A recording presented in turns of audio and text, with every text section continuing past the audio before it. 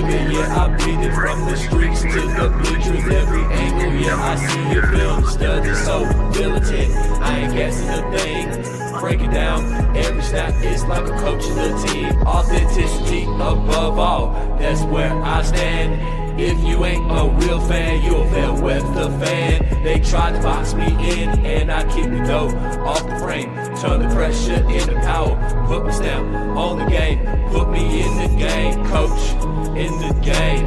Put me in the game, coach, that's what they saying. Put me in the game, coach, in the game. Put me in the game, coach, that's what they saying. Players and the staff are pulling up right now for today's scrimmage. Coach David Ballou in the front. Y'all can see everybody pulling up, man. And boys over there, look at Deontay.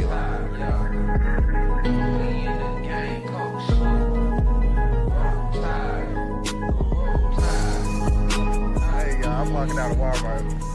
What's your name, bro? Man, my name Michael McKinney, man. I'm a true Alabama fan, and this man does a good job on his podcast. What's up, bro? Reviewing Alabama football. Keep doing what you're doing, man. Appreciate that, bro. Roll Tide, man. All right, chat, give it up, man. Let me know how you're feeling this morning here on the Coach Smook Network, man. Good to see everybody. Good to see everybody. I'm glad to see y'all, man. Got a different crew this morning. I didn't even go to sleep last night. I'm gonna be honest. I'm gonna just be real with y'all. We're gonna chill. We're gonna slow down. Gonna pump the brakes. I did not go to sleep last night. I could not go to sleep. We had so many meetings yesterday, guys. I have so many announcements for the upcoming weeks. The schedule for February is going to be great. Today, you all know about the special event that's coming up today, man. None other than our first episode of our official series, man. We're doing something bigger than just covering Alabama football this year. Oh Lord, my hat is all jacked up. Y'all, I'm in the middle getting my hair taken down, so if it looked a mess up there, don't judge, please, today. But yeah, we got a lot of stuff going on, man. Got a lot of announcements we're gonna be making. So y'all stay tuned, man. Stay locked in with the Coach Smook Network. Once again, thank everybody for being here. I got my girl Amanda in the back on the ones and twos. She's going to be handling the comments and the banners for today. So y'all work with us today. Welcome in this morning. Let's get into our roll call, man. I ain't going to waste a whole bunch of time. I got a lot I want to talk about. Man, we got a lot to talk about. The portal window is finally closing. We had Bama's women's team, man. We took a loss to them. Sorry, oh Lord have mercy. And we definitely missing our bigs in their presence in paint and how they finish around the rim. We struggled to finish around the rim. Jessica Timmons had a pretty rough series. We're gonna talk about it a little bit, and then I'm gonna talk a little bit about some portal things that I'm seeing with Alabama and some of the targets that we could be landing here in the next 72 hours. I think we're going to see an overhaul of guys starting to commit to universities here over the next 72 hours. And I'm going to talk about a few perspectives that I think Alabama is going to continue to target in this portal window. And as you all know, the only people that are going to have an extra 5 days in the portal, I believe, are the two teams playing the national championship. So players on those teams still active on those rosters, they will be able to enter the portal. But let's get into it. Roll call here on the Coach Smook Network. Let's go. Starting at the top with our brother Dominic. What's good, Dominic? Good to see you. Roll Tide in the chat. Y'all give it up for Dominic. What's up, Zach? I see you with the look, Zach. We got some new that we about to put out too, man. We just did those. We're gonna get some new ones out. Urban Essence, good to see you, sis. I have a special announcement, and thank you for the $20 super chat starting the stream. Y'all give it up for Urban Essence in the chat with the $20 super chat. She ain't even want to leave a message. She just love her little brother and love rocking with the show. Appreciate you, sis. Mercurial Misfit, appreciate you for tapping in this morning, brother. MJ in the chat, he said, Roll Tide AAA family, we made it to another beautiful Friday. Let's get active. Let's get active, baby. What y'all talking about right now? What's good, Duran? Good to see you in the chat, boy. Is it Darren or Duran? I bet I be saying it all types of wrong, man. I bet I be saying it all types of wrong. I just be messing folks' names up and everything. First,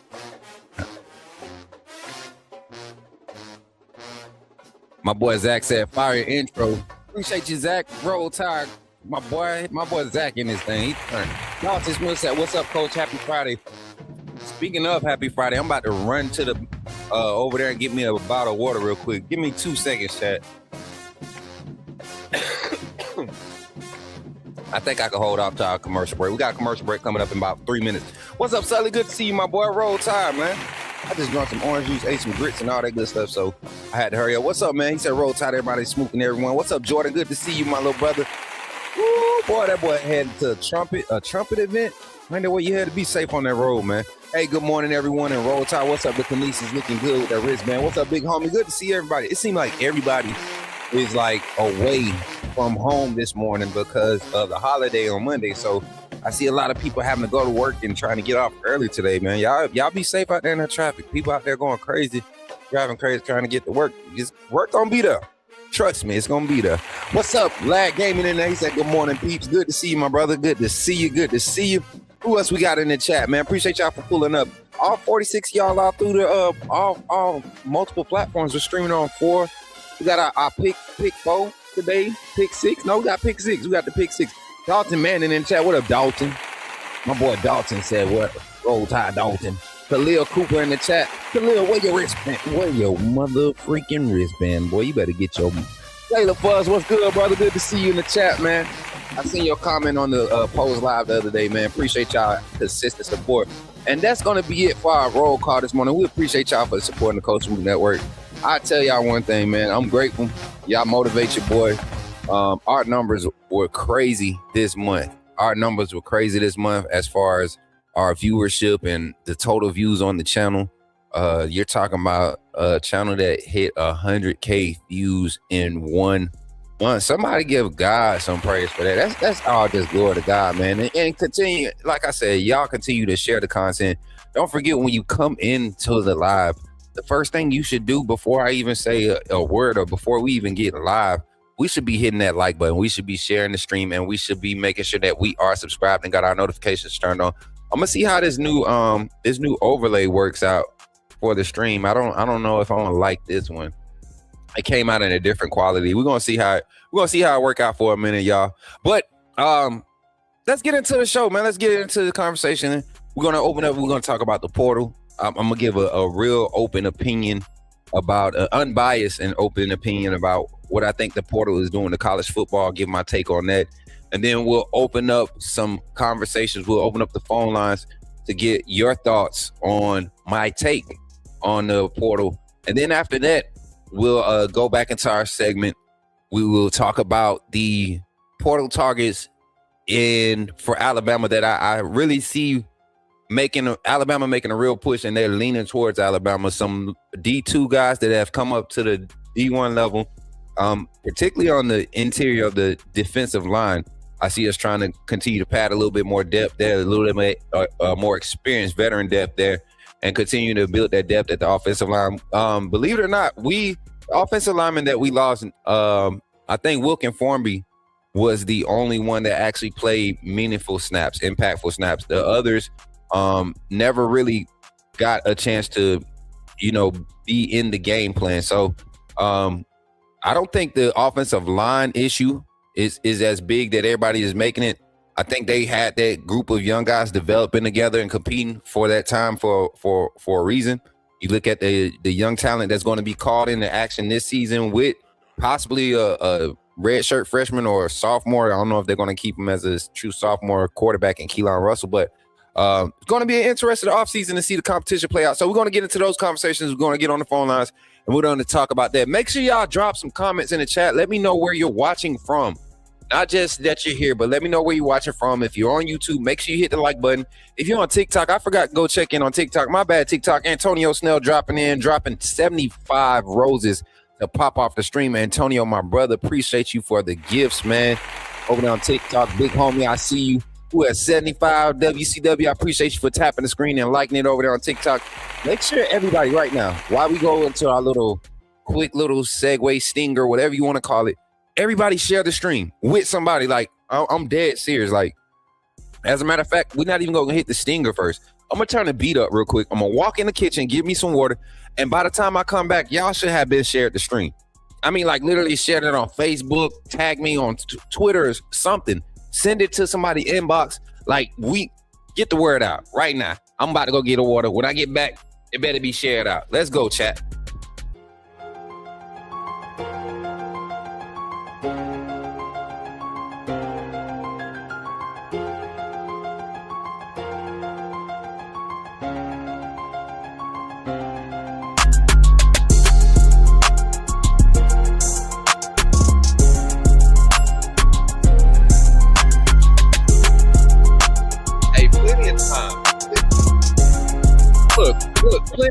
Plenty of time for y'all to share it off. All right, y'all. Somebody type it in the chat. Say, put me in the game, Coach Smook. Let's get into the conversation here on the Coach Smook Network today. Y'all ready to do it? I'm ready to do it. Let's jump into it.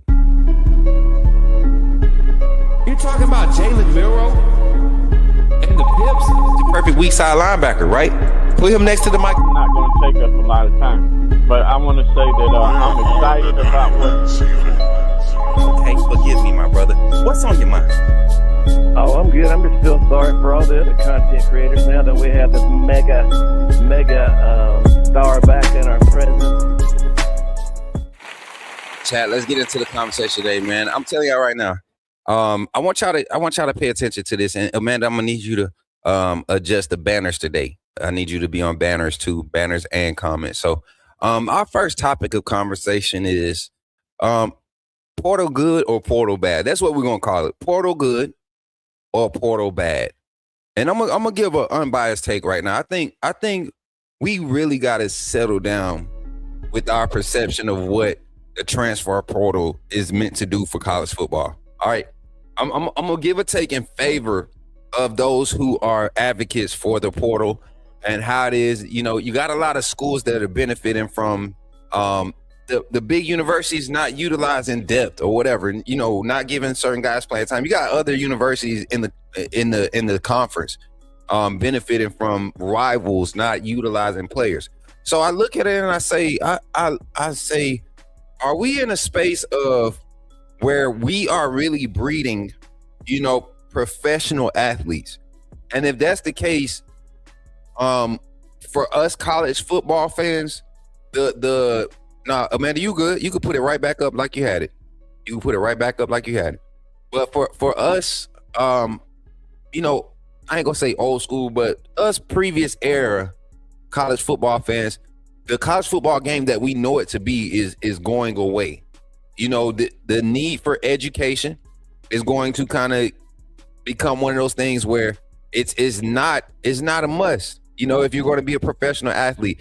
I think what the NCAA is trying to do right now is trying to put barriers around it. Everybody's trying to put barriers around it. And appreciate you, big homie, over there for the 18 roses, man, over there on TikTok. We give you some love, man. Appreciate you for showing love. But I think right now, and I see your comment, Cindy. Appreciate you for pulling up today. She says, I think roster retention is the key. We have some dogs. They don't want to walk people. Forget we have to pay the roster. Not only that, but I think what you're dealing with right now in this phase of the NIL and transfer portal period is that a lot of these young men, and it's not their fault. It's not their fault. We've poured so much into high school recruiting. It's a multi-billion-dollar industry. Everything that's surrounded 707. All your camps, your Elite 11s, Nike hosting this, Adidas hosting that. You got your all-star games, your all-star rosters. You get invited to this. Like it is because of that players get to come into college football without taking a snap and making, 5-6 figures before they even take a snap. And I understand, yeah, you might have been a star high school athlete. You came in with a lot of hype. You got to do a lot of local commercials back home. By all means, if your state has legal NIL for high school players, I think that is permitted. You let high school athletes. We had jobs in high school as athletes. I didn't. My parents didn't allow me. I did other things, but a lot of my friends had jobs. Really was working 4 or 5 days a week, and still going to practice and still going to workouts and doing all the things athletically. So.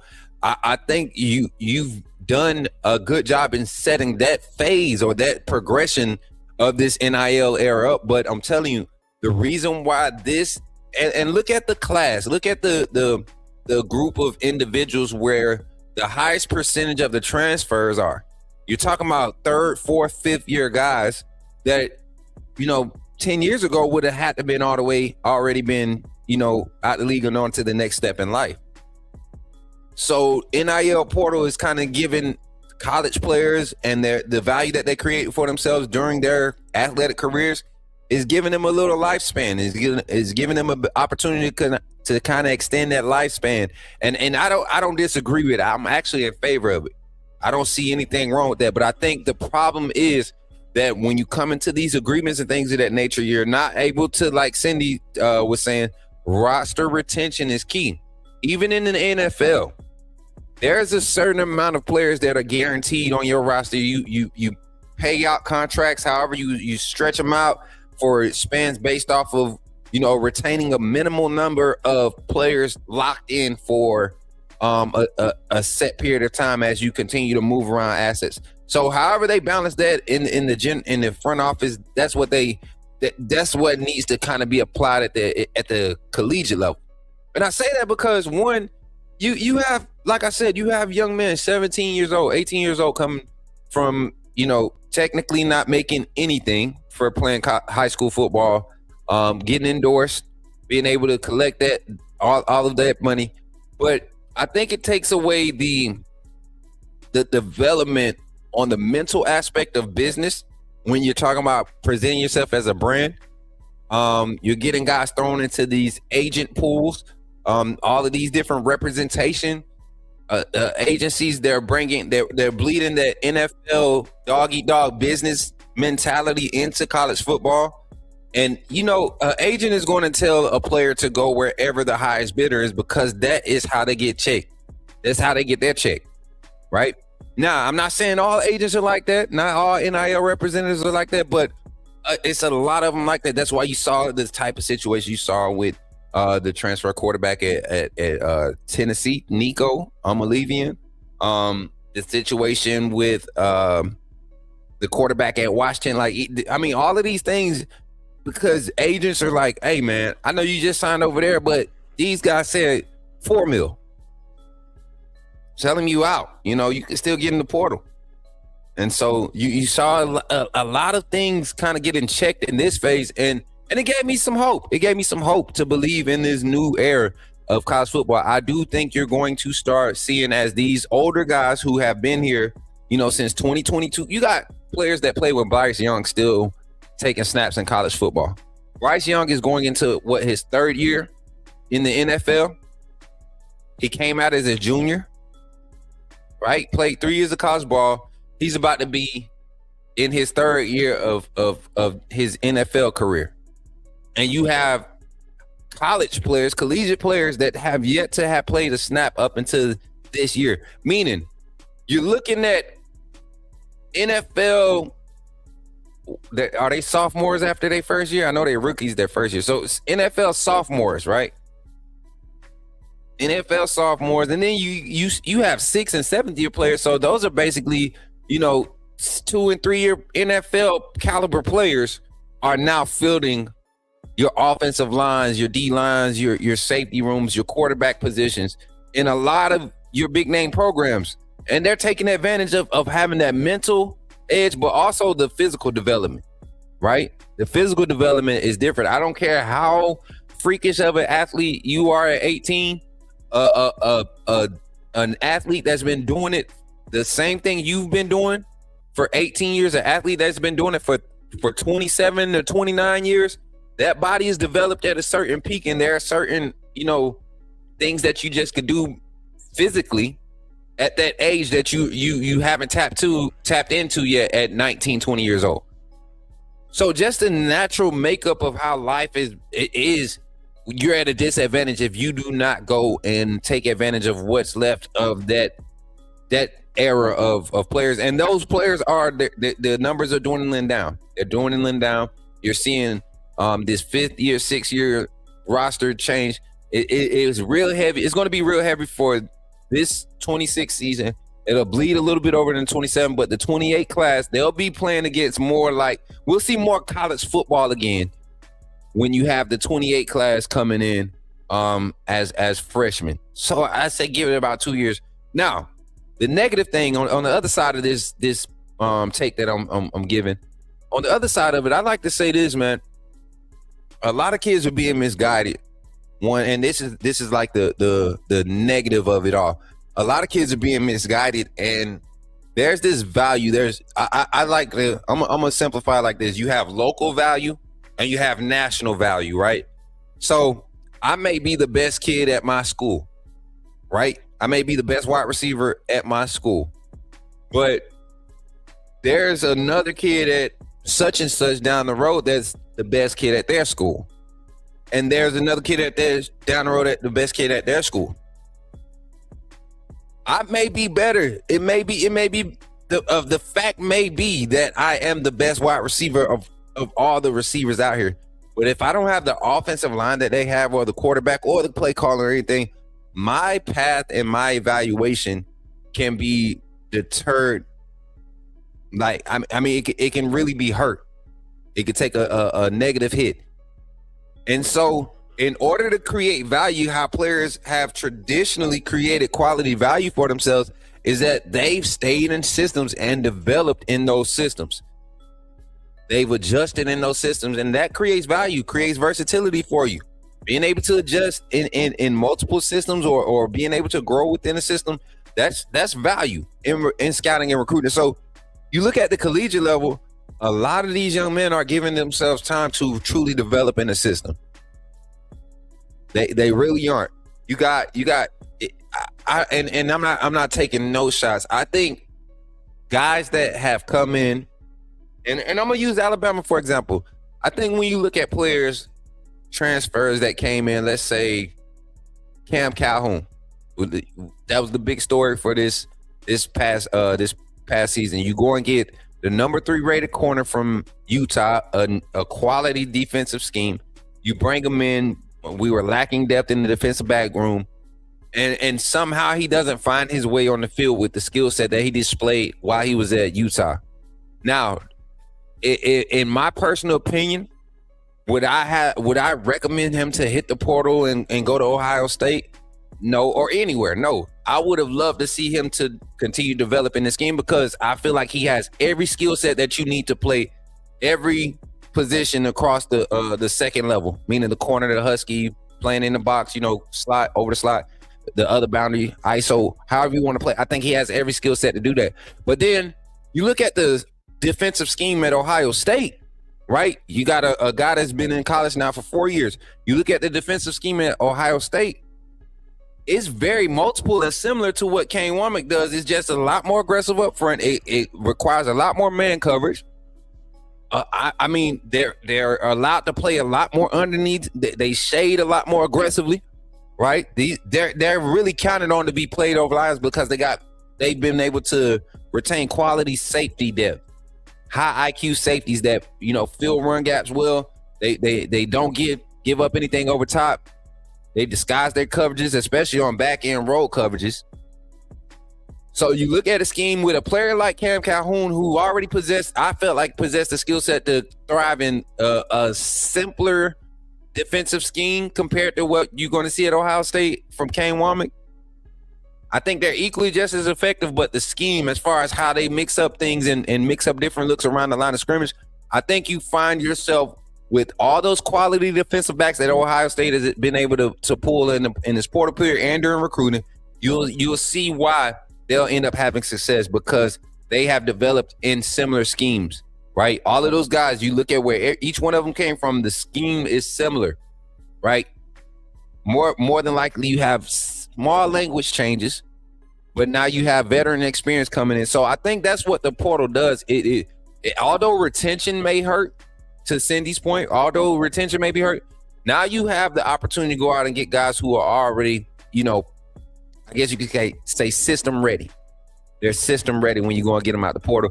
And that's why it's key to have quality scouting, recruiting, scouting assets on your personnel staff. All right, let's give me some comments real quick, Amanda. I'm going to trust you today to give me some good comments to respond to here. What are your thoughts on the condition of the portal? That's kind of the topic. Is portal good or portal bad? Portal good or portal bad? Amanda, come on, give me some comments. Let's go. We got any? Portal is all right. I got it. Dalton Smith said portal is good, but they need to be on at least a 2-year contract. He said a 2-year contract minimum, and the same should go for coaches. If they leave, they should have to wait a year to take another job in the same conference. Not even that. I think you shouldn't be able to, if you leave before your minimum obligation, I think coaches should not be able to retain a coaching job or a pay at the same level, one or the other. If you want to leave being a head coach to go and become another head coach, then by all means, you can go. But you forfeit what's on this deal, and you can't take the same amount of pay that you were getting here, right? You got to take that penalty, or you got to pay back the year that you got to pay back, kind of like the buyouts now, but in active time, you got to pay back, like fines. You know what I'm saying? Like what would they have fines? But and then the same for the players. I think for players though, I think the 2-year minimum on your first initial commitment, I think that is just good for just maturity, development.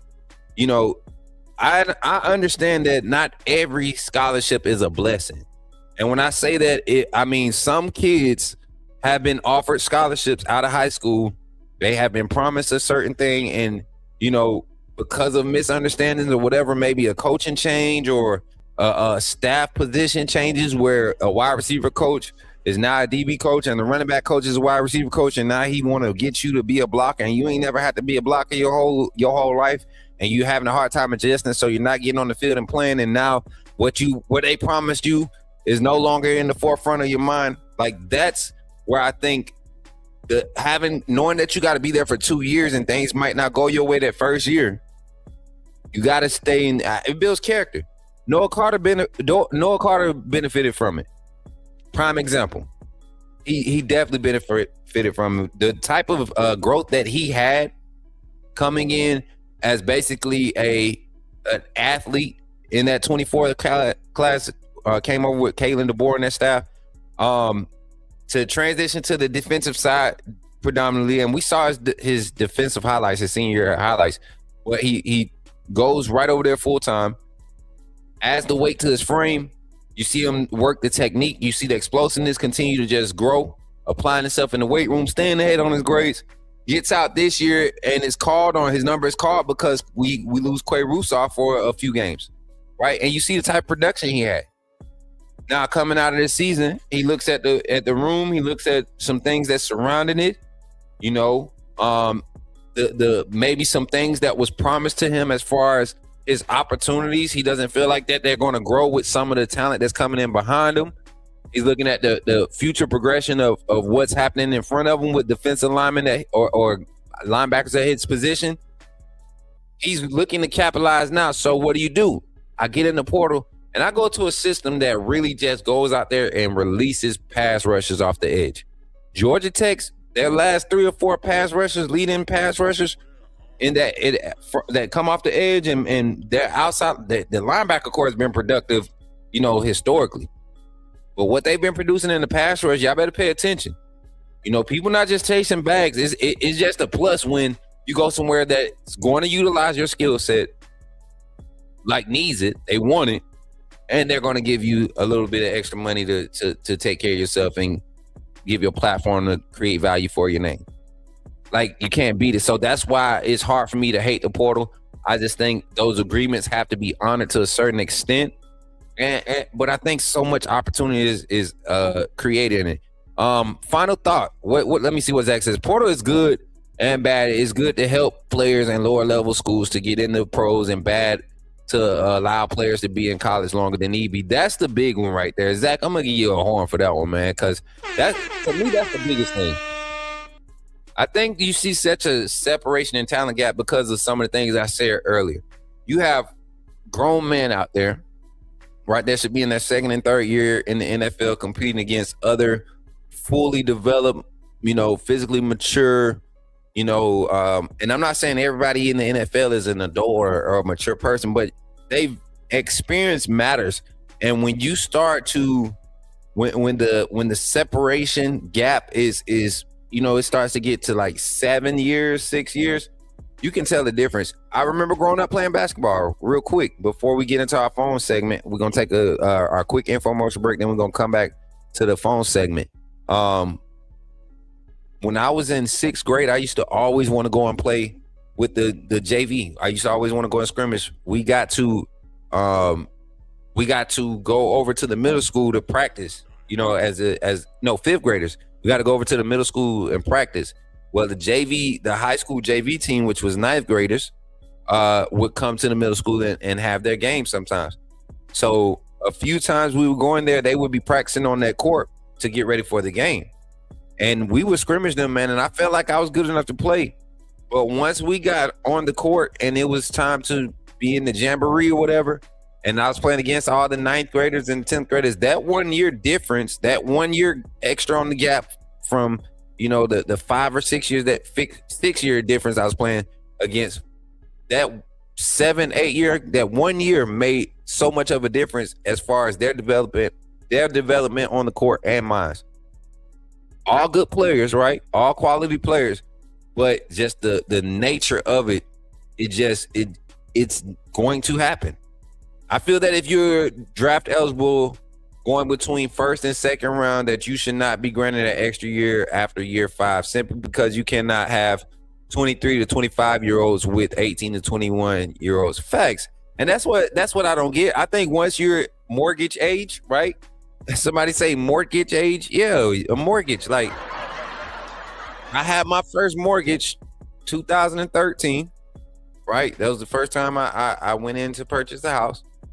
And, you know, I started doing 23 was that age where I kind of started figuring out, you know, what life was. It started, common sense became a virtue. So, all right, y'all, we're going to get into our little infomercial break here, and then we're going to jump into the phone call segment. Today's phone call segment, as all of them are, is sponsored by our Walk-Ons Sports Bistro.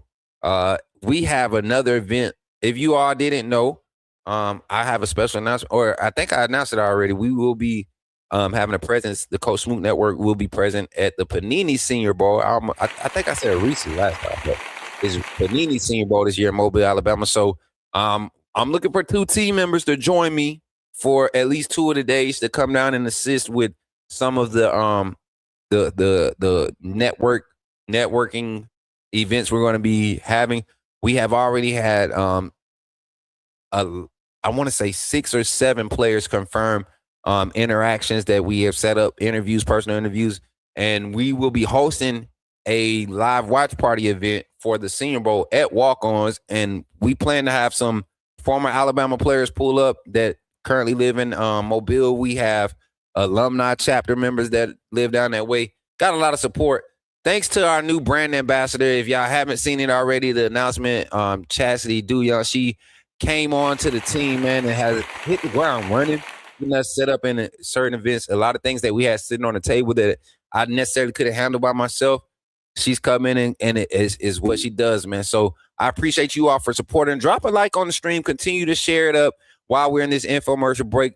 We want to give a shout out to Walk-Ons for sponsoring this phone call segment. And right after this infomercial break, we'll jump into our phone call segment. Get ready to get on the phone lines, 334-625-1121. Let me hear your voice and your thoughts on the transfer portal. Is it good or is it bad?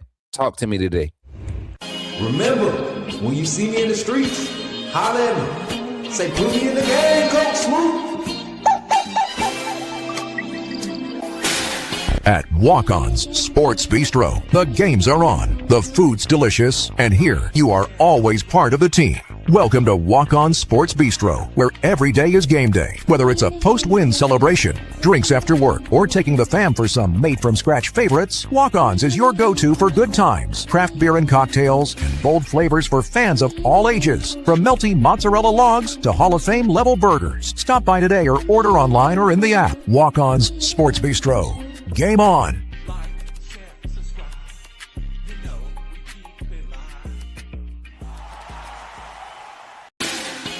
Put me in a game, Coach Smook. Put me in a game, Coach Smook. Like, share, subscribe. You know we keep it live. Put me in a game, Coach Smook. Put me in a game, Coach Smook. Put me in a game, Coach Smook. Put me in a game, Coach Smook. Put me in a game, Coach Smook. Put me in a game, Coach Smook. Put me in a game, Coach Smook. Put me in a game, Coach Smook. Like, share, subscribe. You know we keep it live.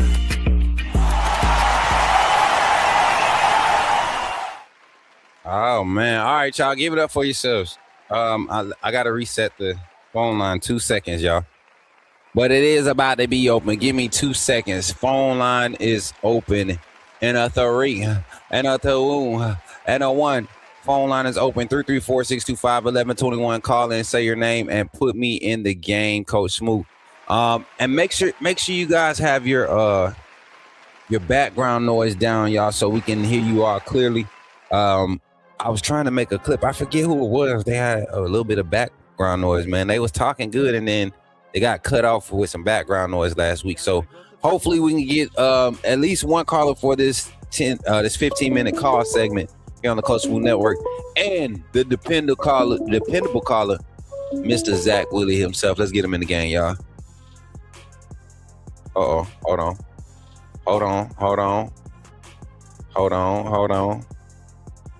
Let me get him in here. All right, let's see if we gonna be able to hear him. Yo, Zach, what's up, man? You in the game with Coach Smook? Talk to me, man. What's good, Coach Smook? Can you hear me? Yeah, I think we got you, Zach. Chat, do we got Zach in the game with us? I think I got him. I'm the man. Look, hold on. Y'all probably didn't hear their phone ring, but I know we got him in there now. All right, Zach, talk to me, man. Is the portal good? Wait, first of all, how you doing today, brother? I'm doing good, Coach Smook. How about yourself? Man, I'm lit. I'm lit, Zach. I'm on one this morning. It's Friday. You know, Oh yeah. Martin Luther King birthday Monday, right? Gonna celebrate that. You know, celebrate his life, his legacy. But we got a lot of big things popping off in Alabama football too. But overall, college football climate, Zach, portal, good or bad? Talk to me. Yeah.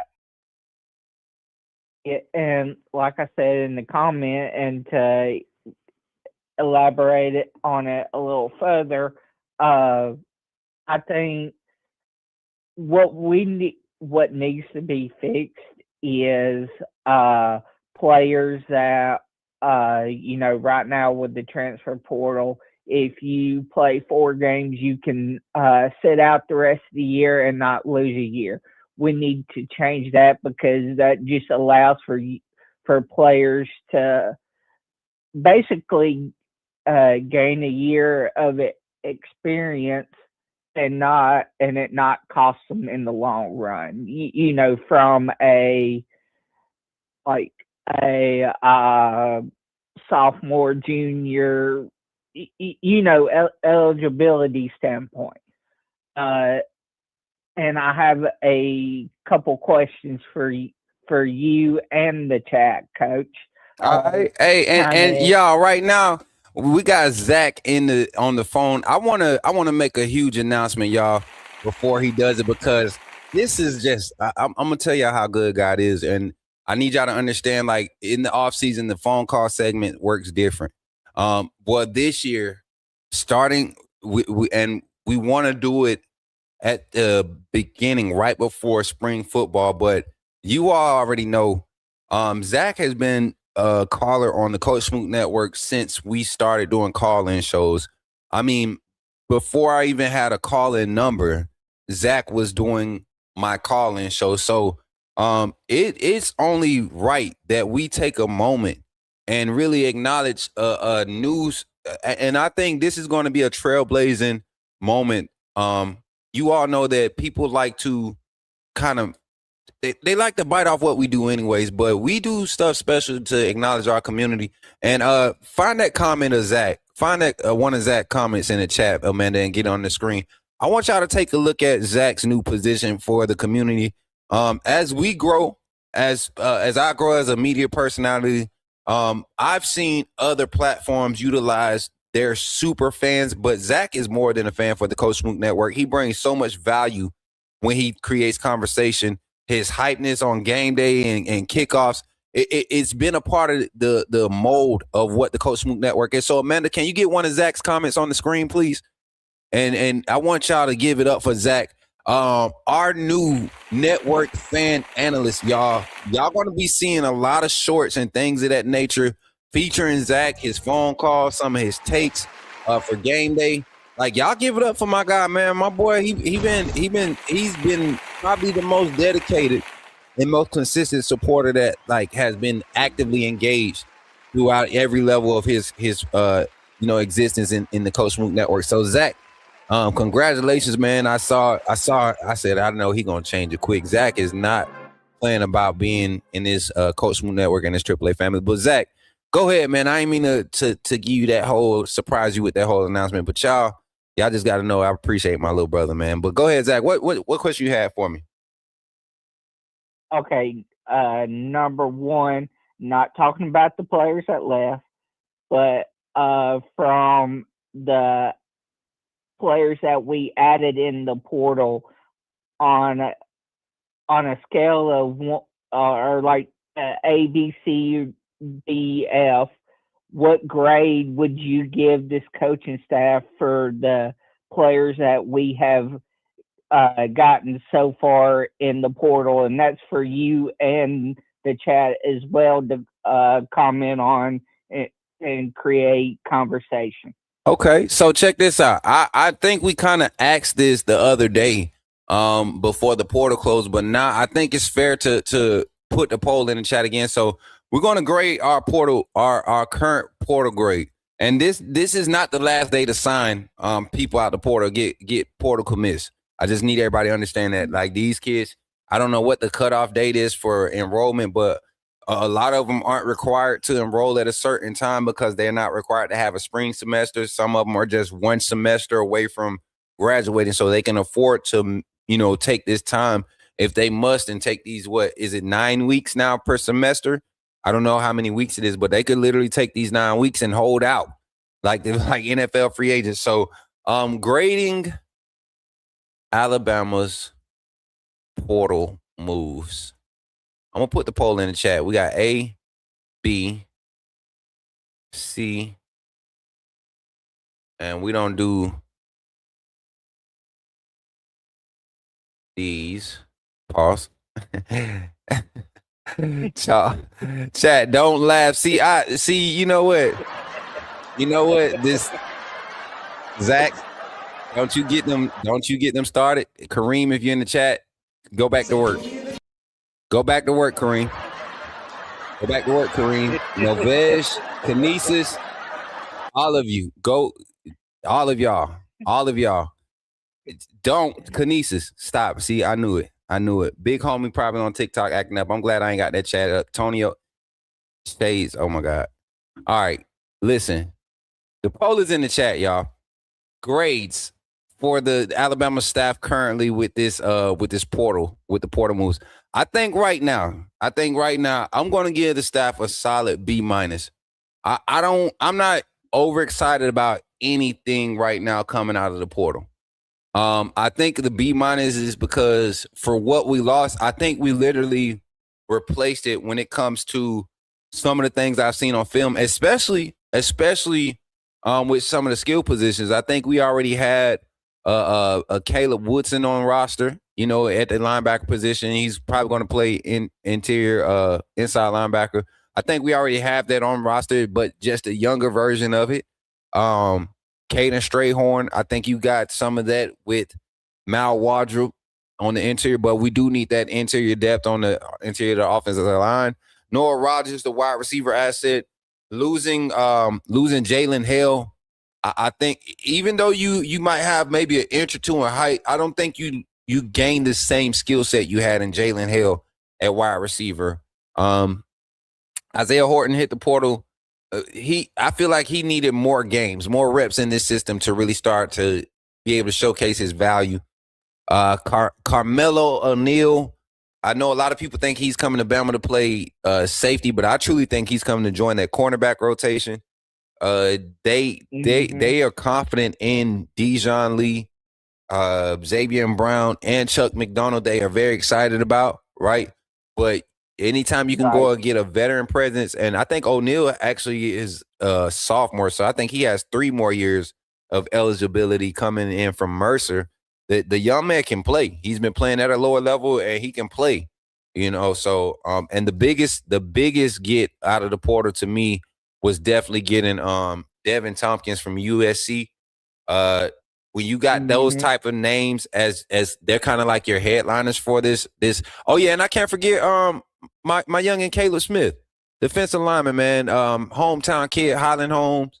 Birmingham. I'm sorry. I'm thinking about CJ May still, out there. I didn't even see if he had committed yet. I heard that it should be happening before the week was out. So might get a CJ May commit to Alabama today. But Caleb Smith, the Parker Birmingham product, man, coming back home, was at Washington last season. Is going to have 4 more years of eligibility. Well, 3 more years of eligibility. So him coming in has developed into his friend. Zach, I think we did a solid job. You didn't go and get, Hollywood names and the big names, but you definitely went out and got some quality guys that I feel like replaced what you had. And if developed at that same level, it's kind of like you're getting, you're going to get the progressed version of what left. Right. And I agree with you. I would give the staff a B- as well. But yeah, the USC guy, I went and watched his film, and I did notice on reps that he lost. He got stood up a lot and wasn't able to get through and penetrate like he needed to. So is that going to be more or less? Is that going to be an issue that comes up once he faces more quality competition on a week in and week out basis? Not saying that the Big Ten don't have good offensive linemen, because they do, but you don't face the quality of offensive linemen in the Big Ten that you do in the SEC on a week in and week out basis. And so that's the only question I have about him coming to Bama. Mm-hmm. But other than that, I agree with you. One more question, Coach. All right. I seen Ty Haywood committed to Alabama. I don't know if he is coming or if he's going to pull a switcheroo like he did last minute last year. And so if he comes to Alabama, do you see, because I know he's going to want to be a starter right off the bat, do you see us possibly moving Michael Carroll into the inside and moving Haywood at tackle, or do you see him and Carroll or him and Jackson Lloyd battling it out for one of the whichever tackle position he comes in to be placed at? So I think right now Alabama has two key competitions right now. I don't think Carroll's at a threat of losing wherever they place him, and because of that, I think they're going to place him at the right guard position. Michael Carroll came into college as a guard. He flexed out the tackle because of how athletic he is. So I think he's in a good spot. At right guard. From left tackle to right tackle. Left tackle is going to be Ty Haywood. Left guard, I believe it'll be Mal Waldrop or Will Sanders. That'll be the big competition there. The center position, I think that's why they went out and got Caden Strayhorn to come in and play center. He played guard and center. And he fits that Parker Belfort type mold of the type of center that they want. Very high IQ. So I think that's what they're bringing him in for. Right guard, like I said, Michael Carroll, and right tackle, I think you're going to see Lloyd Jackson. Now, I do believe that those two at tackle, Haywood and Jackson, I don't know if y'all remember when they committed, that was the kind of like the graphic of the future of the offensive line. You know, I think the only difference was Mal Waldrop was at center and Michael Dubose was presumed to be one of the future guards. So I feel like they went out and they already had what they felt like they needed for guard competition with Will Sanders. You got a lot of competition at the guard position once again coming into the season, but with the tackles, Lloyd, Ty Haywood, interchangeable, honestly. Interchangeable. And I think Ty Haywood is coming, and there is an initiative to start him. He's a dog. You don't sit on a player like that. You don't sit on a player like that. He's went through some quality reps at Michigan. You don't sit on a player like Ty Haywood. All right. I appreciate it, Coach. For sure, Zach. Look. Go ahead. I'll holler at y'all later. Rota, I'm going to hop off here. I'll talk to y'all later. All right, man. Y'all give it up for Zach in the chat, man. Roll Tide, Zach. Roll Tide, man. Yes, sir. Look, I appreciate Zach for look. That's how I want our off-season calls to be. I want to try to get at least 2 to 3 calls on the show and just have some good quality conversation. Create conversation. We got topics, but y'all can create conversation too. Get thoughts. The indicator, let me see. I don't know. Hold on. The indicator that college football and the portal process is broken is very simple. Players used to sue to go to the to sue to go to the NFL. Now they're suing to stay in college football. Crazy work. You know what, T? I'd say it like this. I don't necessarily think that it's that college football and the portal process is broke. I don't think it's necessarily broken. I think you went into this with no parameters set, and now you're trying to put parameters on everything, and you're getting the guys, you're getting the bad seeds and the abusers of the system out of college football. I think that's what you're starting to see. A guy like TJ Finley is not playing anywhere, collecting any NIL right now, right? A 7th-year guy, he's not collecting any NIL. Now, if a staff is going to continue to allow him to, come to their program and compete, or I don't know what his plan is, but it's kind of weird, to be honest. But you do have guys that it's hard to find a solid spot. It's hard to find a solid spot. And once again, you can't help when a coach, I feel like when coaches leave and they elevate, and there is a coaching total poll, you got GAs, then you got, on-field staff, off-field analysts, you got on-field analysts, you got just different levels, quality control. You got different levels before you even see assistant position coach, and then position coach, coordinator, assistant coordinator, whatever, phase coordinator, whatever you got on your staff, however you dress it up, or your structure is. But it's hard to punish a guy for, like Coach Shep. I don't think we should be down on him for a wide receiver coach who has extensive experience as a coordinator to go from being an assistant coordinator to a head coach in another conference of a team that's struggling. Like, why not? Why not take advantage and go and create some quality resume bullet points or whatever, create some value for yourself and your career, your legacy. So that's that. I think Carroll can be what Geno was to the O-line, the versatile guy who can have quality production at multiple positions. I think what Carroll is like just a dominant offensive lineman, and I'm not even playing. I feel like Michael Carroll could play every position on the offensive line. He snapped the ball before. He's, done that. But I think where he's at home, because of the nature of the guard position, Michael Carroll is really going to pop next season. As good as he played at tackle, I don't think he was fully comfortable at the collegiate level. One, he's a true freshman, but two, just trying to understand that there are some guys out there that the skills, the mechanics, and the technique matters more. The higher you go in competition, these guys are machines. And if you're out there trying to just beat them off of pure athleticism, you're going to lose a lot of times.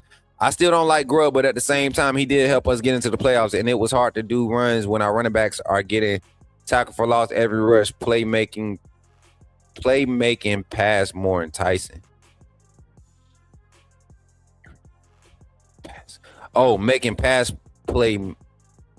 Making pass play calling more enticing. I'm gonna disagree right here, Lag Gaming. Shout out to Sports Info Solutions, a new sponsor here on the Coach Smook Network. They're going to be providing us with insightful stats for NFL, NBA. They're doing a new trial series with college football right now. I'm able to get privy to it. I'm going to put together some quality arguments. Right? Can you remove that comment off the screen for me? I'm going to put together some quality arguments in regards to some of the narratives that have been put on this 2025 season when it comes to the production on the offensive side. The narrative that Ty Simpson didn't have time, there's a team of analysts that literally sit there and they look at all of these different metrics, right? And they record them for draft prospects and draft stock. So I was looking at some of Ty's some of his stats right now on this draft board. He's the number 5 wide receiver because of all of these statistics and metrics that they factored in, right? But in a lot of these categories where you want game-changing type numbers, Ty Simpson is at the bottom of all of these eligible draft quarterbacks. He's at the bottom. And it's like 4 categories that you look at what previous quarterbacks who are playing at a high level right now at the NFL level, what they're doing, what they were able to do in college, it translated into the NFL. Ty is not going to have a long career in the NFL if he's not able to, throw downfield effectively. Sorry for being late. What is the phone number to call in? I have a point about the portal the casual media hasn't considered. Hey, 334-625-1121. 334-625-1121. That's the number, man. You can call in, say your name, and put me in the game, Coach Smook. Call in, say your name, and put me in the game, Coach Smook. But yeah, so I say it like this, chat, and I want y'all honest opinion on this. Not your opinion. I kind of want y'all to really engage on this conversation when we have it later in the offseason. These stats that I'm going to bring in, there's a lot of upside to what Ryan Grubb brought to Alabama. We got style of running back that I think is the mentality of that running back room is going to change, and the style of how we run the ball, the pace and how we run the ball is going to change. We got a caller calling in at 843. Let's see who it is. Call from Tobias. Yo, Tobias, you in the game with Coach Smook, man. Talk to me, brother. Welcome to the show, man. What's good? I was the one that just chat to you. Hope all is well with you, good brother. Yes, sir. Appreciate you. How you doing today? Good. About to be another 75-degree day here in Phoenix in January. Hey, I'm about to hang up on you. You don't do that. Y'all see Tobias getting it? Y'all see, here it is. 75.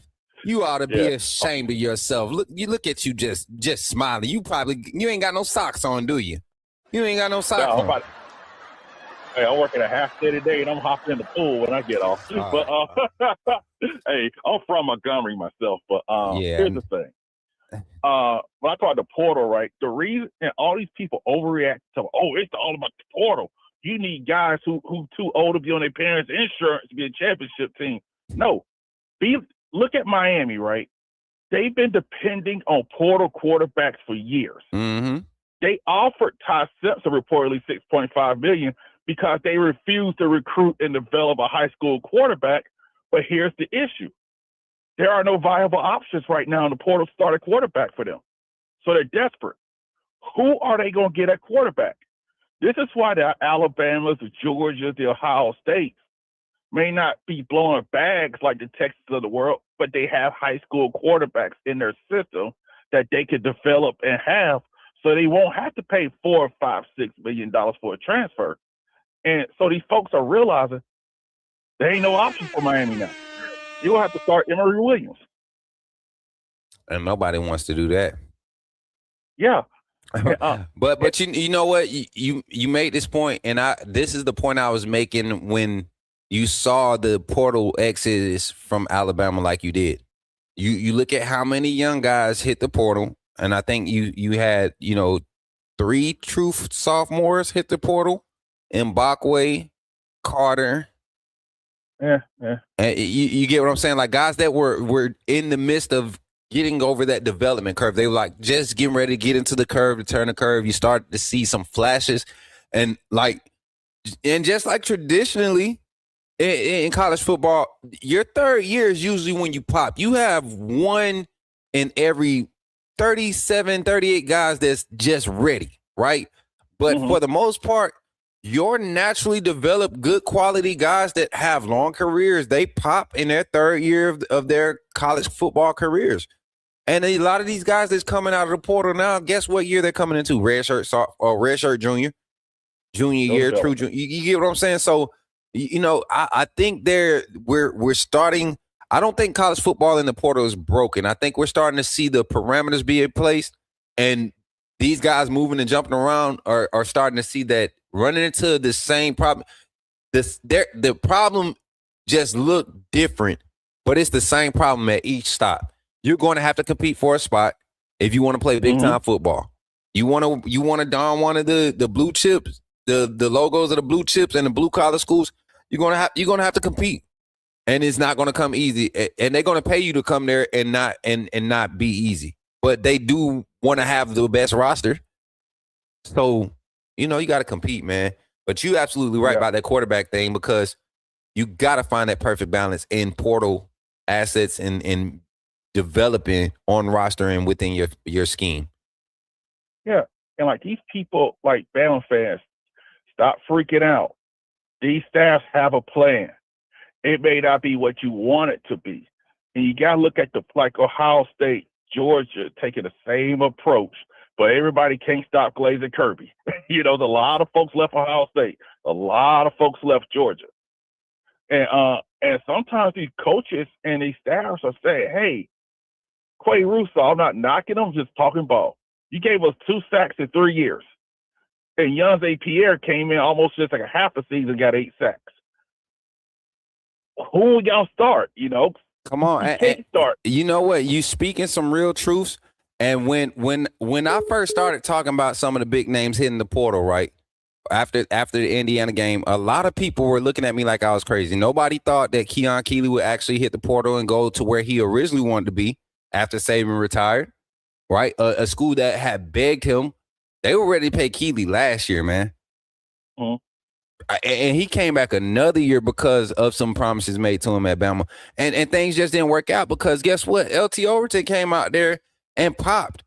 And then you messed up and you let Kelby Collins get out there in front of you at the Florida transfer.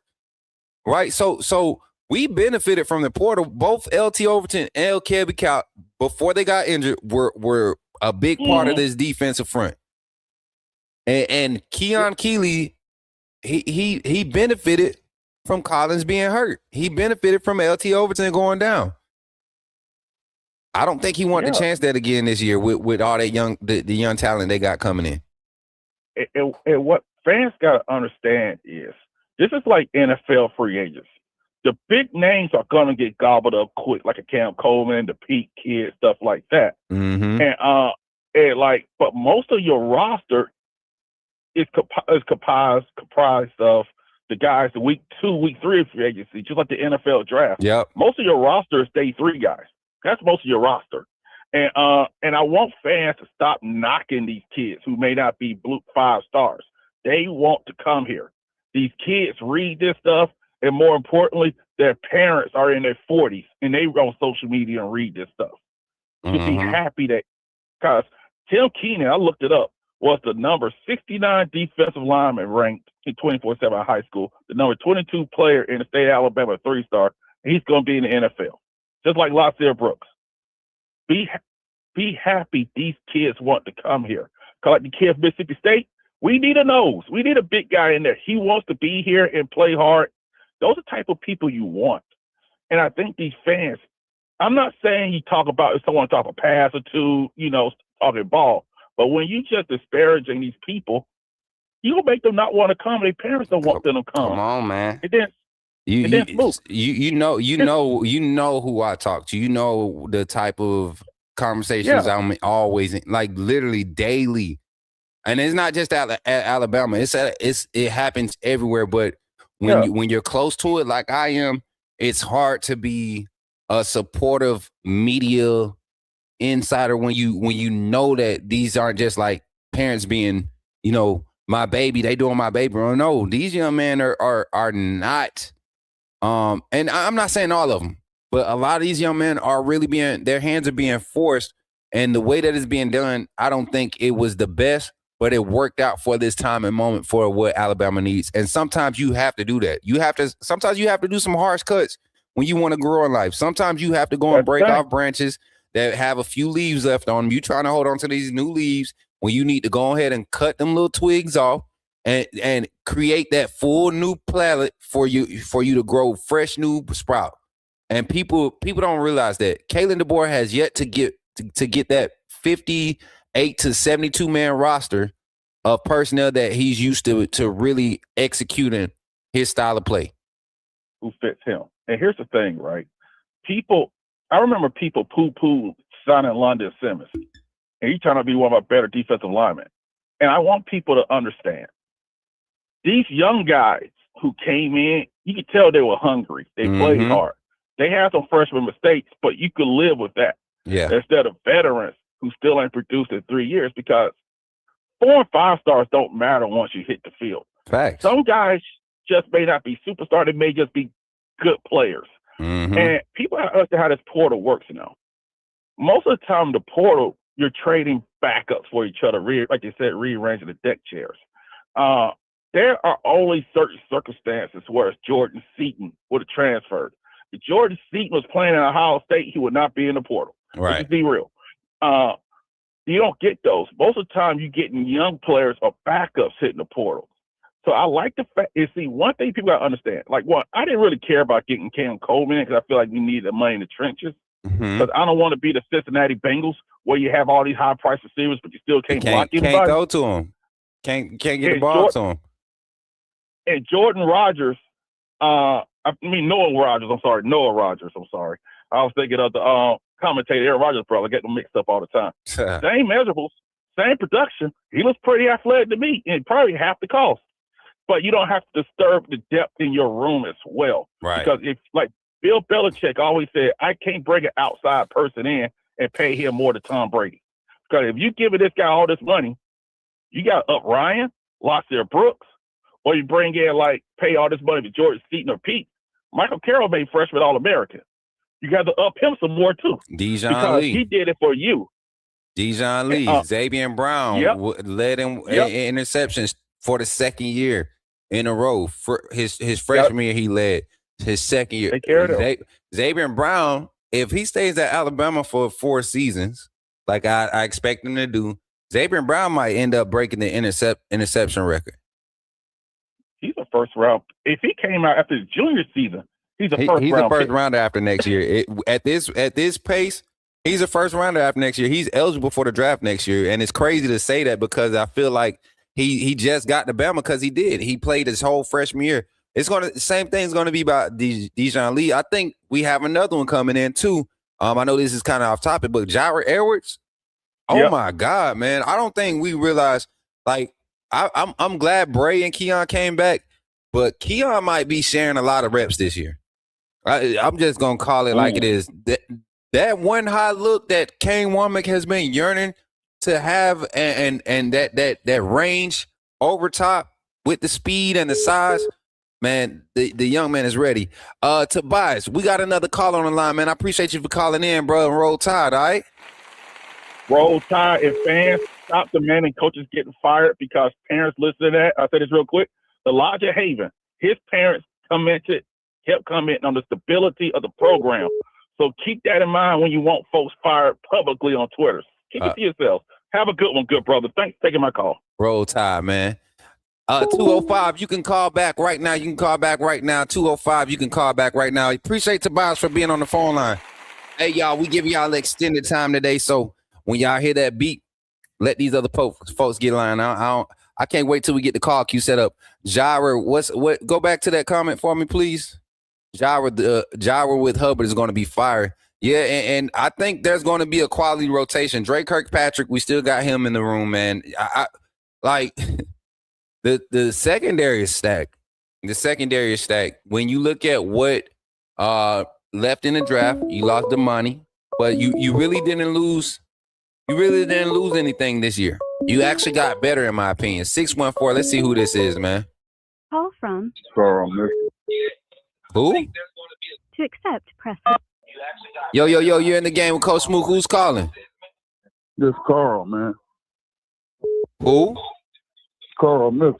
Yeah, I'm from. Carl. What's going on, man? What's good, brother? Good to hear your voice. I'm from Greenville, Alabama, man. And then when I posted a message, right? And then you put me in timeout. I put you in timeout? Because I'm telling the truth, man, about the coaching situation. This dude from Washington. What was Washington record when that dude was at head coach out there in Washington?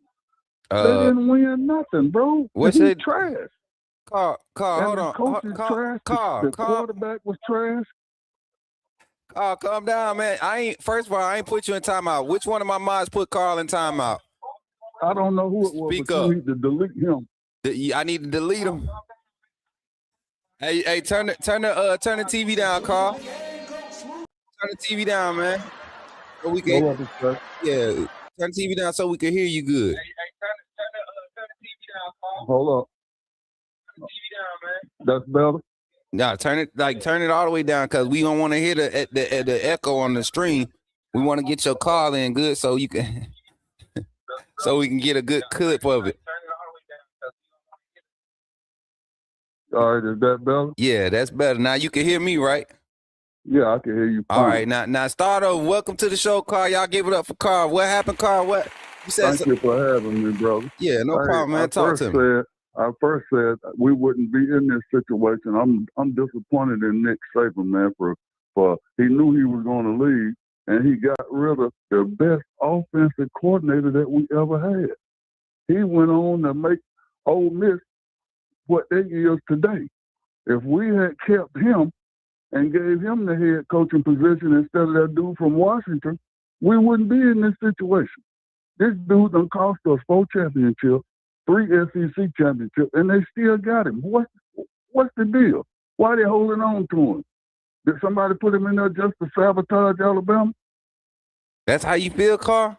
Yeah, that's how I feel, man. If they had kept Lane Kiffin, man, and gave him the head coaching job, we wouldn't be in this situation, man. Okay. Well, tell the truth. Everybody that's in here, they talking dumb. The board is trash. Listen, Carl. Ty Smith is trash. Who? Ty Simpson is trash. He should have went on out there Tennessee Chattanooga with his dad. Hey, Carl, you so mad? What did he accomplish? What did they accomplish? What did neither one of them accomplish? Done cost us. As long as he been there, what have they accomplished? All right, Carl. Check this out. You want me to tell you what they accomplished? Tell me, man. All right. So the first question you asked me, you said, "What did they do at Washington?" They went and took a 2-10 team and a 4-8 team. I think they was the year before they got there, and they turned them around and went 10-2 the first year there. And then they went. How many championships he got under his belt, bro? Hold on, brother. You asked me a question. I'm trying to answer it. Then the next year, that same Washington staff, Kalen DeBoer, Ryan Grubb, and that staff, they took that Washington team and they went with an old Washington roster. Might have had a 6-year starting quarterback and everything. They took that team and they went and lost to Michigan, the same Michigan team that beat Coach Saban's Alabama team, the same Michigan that the Michigan fans like to troll us with and say that forced Saban in retirement. That Michigan beat Kalen DeBoer and his Washington team, a Pac-12 team, and they did not handle them decisively. It was a good half of football until attrition set in. And then Kalen DeBoer then takes the job at the University of Alabama a year after Coach Saban didn't make it to the national championship. For all you, we got to win a national championship to be successful. Coach Saban ain't win one on his way out the door. Y'all gave him credit for winning the 6 that he won and beating Auburn, and that was our celebratory send-off for Coach Saban, beating a trash Auburn squad that had Peyton Thorne as a quarterback, and we barely did that. So Kalen DeBoer comes in and is one game out of the SEC championship last year and is ranked number 11 when the final playoff rankings come out. But due to technicality, an unranked conference championship game loser gets put in over Alabama. So that's what they accomplished. And then this year you go and you play in the SEC championship. You don't win it, but you get in the playoffs. You win your first round playoff game on the road against an SEC opponent that beat you at home earlier in the season. I think we're moving in the right direction. I don't know what you saying. They talking about they trash. Play calling might have been a little off, but you didn't have running backs hitting the right gaps a lot of times either. They weren't taking it. A quarterback wasn't hitting the ball. One thing you said about Ty Simpson, I ain't gonna say my boy trash either. You won't ever hear me say that. But I will say that a lot of people overhyped him. And a lot of things that I had been complaining about him for the 2 years that he sat behind Jalen Milroe, they literally showed up in the Georgia game and they never went away for the rest of the season. Anybody else want to make that argument, go argue with your man. I agree with you on some of that, Carl, but you can't be calling my boy trash, all right? I think Keelan Russell should have been the starter over him. I think he should have got a chance to compete. I don't think the offensive line wanted to block for that dude anymore, man. Hey, I can understand the frustration. The coach looked over some of the players that Nick Saban brought in. He wanted to put some players in that he wanted to groom. Carl, answer this. What make Nick Saban recruit so much better than the recruits that Kalen DeBoer and his staff evaluated and said would fit their system? What makes them better? Because they have 5-star ratings and 4-star ratings, that what make them better? No, that ain't true. The players that Nick brought in, they did a hell of a job when Nick was there. And then when he left, it seemed like they fell off the map. And Because he wasn't putting them in and giving them enough catches and passes and stuff.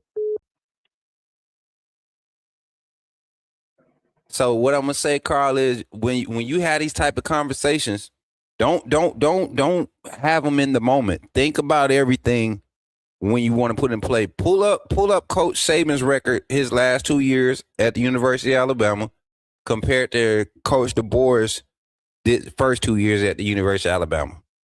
Compare the win-loss records. All him left, didn't he? Who? His last 2 years, he had got rid of Lane Kiffin, didn't he? Yeah, I mean, he had got rid of Lane Kiffin in 2028. That's what it comes down to, bud. The offensive coordinator, man. When he got rid of Lane Kiffin, we went down in dirt, man. 2020 was Lane Kiffin last season. No, 2020 wasn't Lane's season. That was your boy, Sarkisian. Steve Sarkisian was 2020, right? Yeah, he was the OC because he ended up having to be a head coach against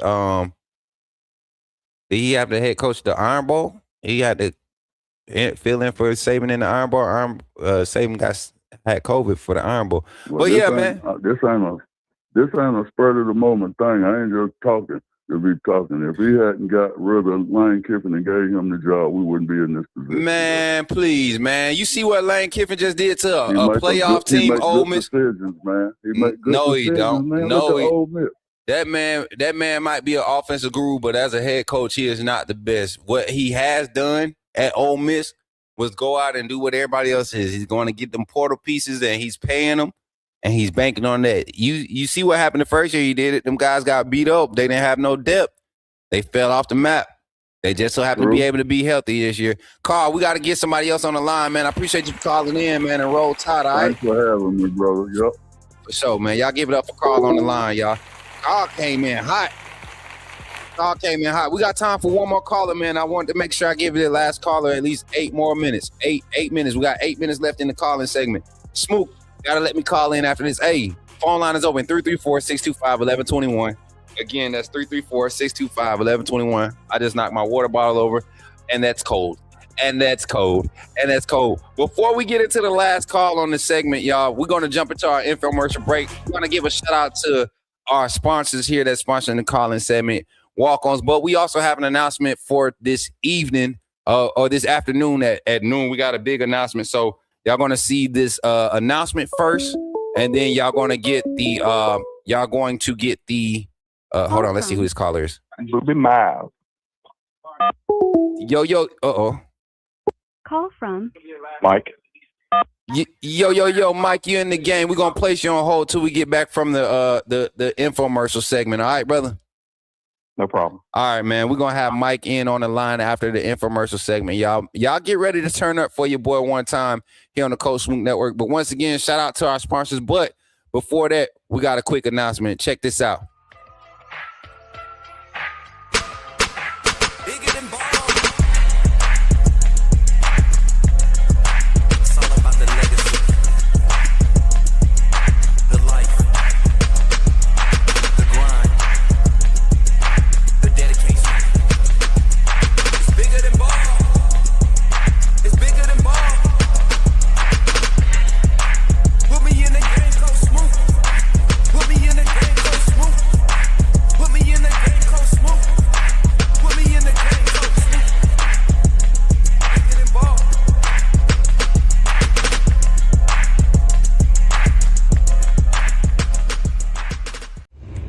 Remember, when you see me in the streets, holler at me. Say, put me in the game, Coach Smook. At Walk-On's Sports Bistro, the games are on, the food's delicious, and here you are always part of the team. Welcome to Walk-On Sports Bistro, where every day is game day. Whether it's a post-win celebration, drinks after work, or taking the fam for some made-from-scratch favorites, Walk-On's is your go-to for good times, craft beer and cocktails, and bold flavors for fans of all ages. From melty mozzarella logs to Hall of Fame level burgers. Stop by today or order online or in the app. Walk-On's Sports Bistro. Game on.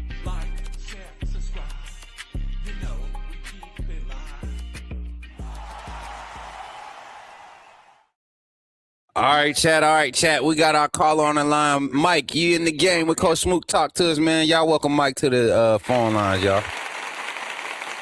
What's going on, Smook?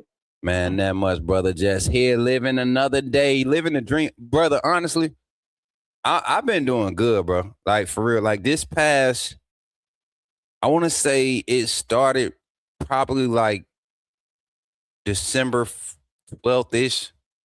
Something like that. Maybe after the 19th. I can't remember, but I feel like God has got me in a special place, man. So I've been feeling good. Even when I got sick, even when my aunt passed, like things just felt a little different. So I'm in a blessed place, man. What about yourself though? Oh, man, I'm very thankful for every day. Mm-hmm. Family, grandkids, job. Don't ever take anything for granted. Facts, brother. But talk to me, man. This portal stuff, is it portal good, portal bad? Give me your thoughts on it, man.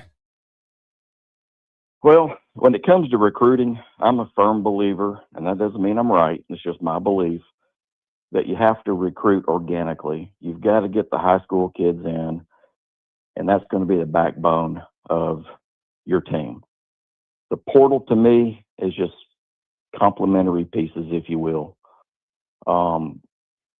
I love having the high school quarterbacks down there rather than a coaching staff that every year, like Oregon, Dante Moore has been there a couple of years, but historically, that coach goes out into the portal to get his guy. Yep. I would rather have our guys in the system, really, truly understanding what's going on, growing, and the competition. Yeah. Mac against Keelan Russell. Well, you and I are both high on Keelan. I mean, that's no secret. Yeah. But let me tell you something. I'm not going to rule out Mac. I mean, I think Keelan's going to get it, but those two going head to head, they say iron sharpens iron. It's going to bring out the best of both kids. The portal. The only thing about the portal that just drives me crazy is all the jumping around. This kid's here, then he's there. They need to have some sort of cap on it and control it a little bit better. But, I've told you before, year 3 to me is the key. Now he's got 3 recruiting classes, which includes the portals. And I think this year you're going to see more of what he's trying to accomplish with the pieces complementing one another. And I can't remember if it was you or another caller talking about Jaira Edwards and these young cats coming in. Let me tell you, man, our defensive secondary is going to be sick. You better hear me when I say it, man. I think the wealth of riches that we have in the secondary, I mean, in all rooms, Bray and Keon coming back just kind of padded. You know what you're getting from them. And I don't expect them to I don't expect Bray to take some crazy leap next year. Right. I expect him to be utilized in a lot of more different facets. I think we'll see a lot more dime sets with 6 DBs on the field. The way that he tackled this season, giving him opportunities to be in the box safety, overhang safety, where he thrives at, giving him those, the containment assignments that he doesn't have to work from 12 and down and cover as much ground to really support. Anytime he played that 7 and in overhang, last man on the box type of concept or alignment, we had effective run stopping and run containment on the boundary. So I think that's what you're going to see with Bray. And then with Sab, with a lot of those, one high looks, I don't think he's going to be thrown in those situations no more with a guy like Jaira Edwards coming in. Ivan Taylor's going to be right there as one of those husky or one of that strong safety or that husky position. Like, it's just so much young talent in their secondary. And we've seen this scheme, Kane Womack's scheme, truly develop defensive backs for the 2 years. I mean, year 1, 3 freshmen on the field at one point in the game. And we did not give up a passing touchdown that game.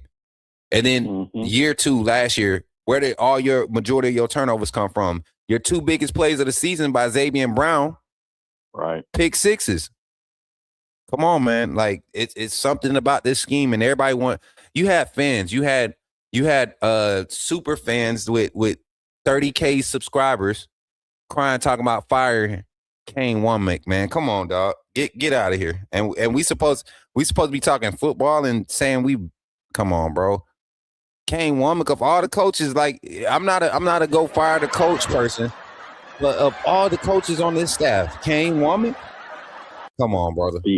No, he'd be the last one you'd want to get rid of. He's showing leaps and bounds year after year after year, and I think you're going to see another step up in the right direction this upcoming year. DeBoer and Grubb have won everywhere they've been together. The only thing about Grubb, and you and I have talked about it, is when we get that momentum going and things are looking good, he pulls this crazy play out of his backside, and that sometimes stops all that momentum, and you're looking at yourself like, what did he just do? Just keep moving the ball like you've been doing. But I'm excited. This year is going to be great. I think we've got some guys coming in this weekend from the portal. So we'll see where it goes, man. I'm looking forward to it. 100%, man. Mike, I appreciate you for calling in, man. I think we got one more person that just texted the line and said they want to call in. So any other thoughts before we let you off here, man? Any other thoughts? You got about 2 more minutes left on the line, brother. Yeah, I'm just excited. We got some young guns, the running back. You mentioned that the guys weren't sometimes hitting the hole. I think we're going to get that fixed. I think the linemen are going to be quicker. They're going to be more agile. They're going to be able to pull a lot better. Mm-hmm. It's just the chemistry between the backs and the offensive line. I think it's going to also help in the pass protection as well, being able to move their feet. It's going to be good, man. It's going to be exciting. I'm ready. 100%, man. Well, I appreciate you for calling in, and roll tide, brother. Roll tide, buddy. Have a good one. Call from Davin from Birmingham. Yo, Davin, what's up, man? You in the game with Coach Smook. Talk to me, man. Hey, Mike, I didn't mean to hang up on you. I just didn't want – I was trying to time it up perfectly to get that last ring and get him on the line. But welcome in, Davin. Y'all give it up for Davin in the chat, y'all. Man, bro, I don't know who's worse between the Wallace era fans and the Saban era fans, man.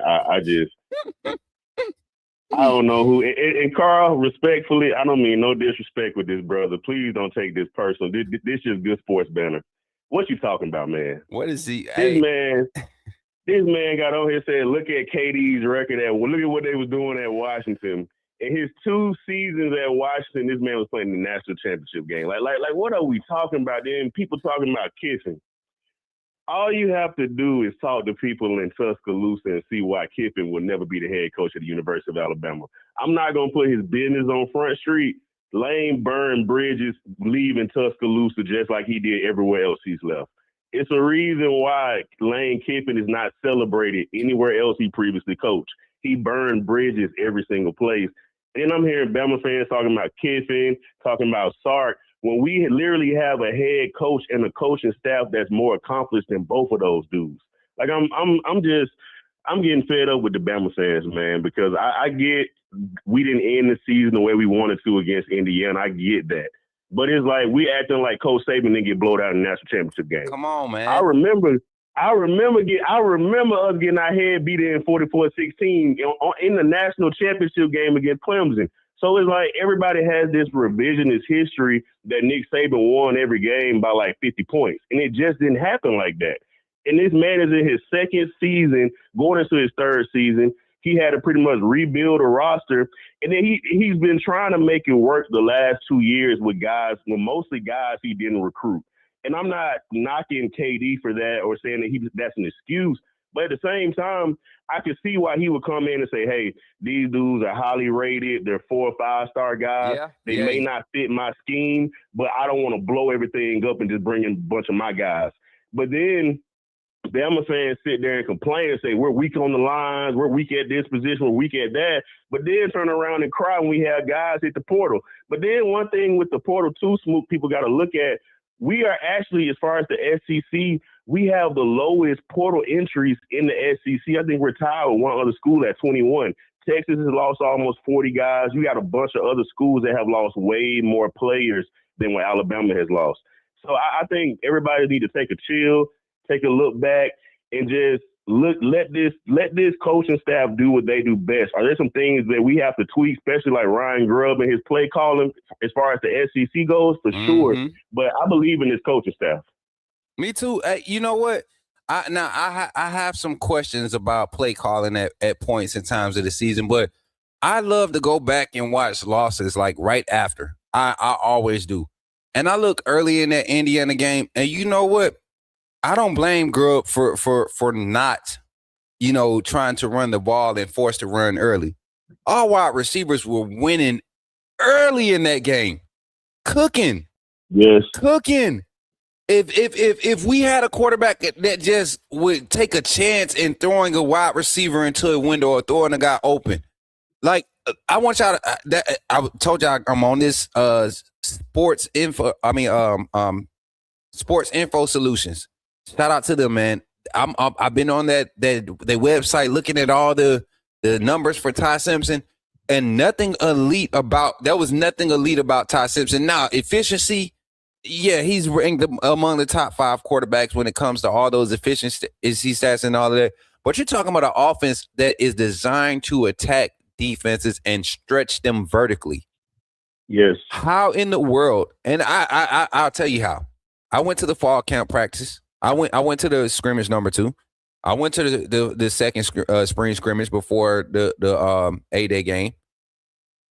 So I get why they felt like that they can grow and build with Ty. You're talking about somebody that was operating and getting the ball out in the spring.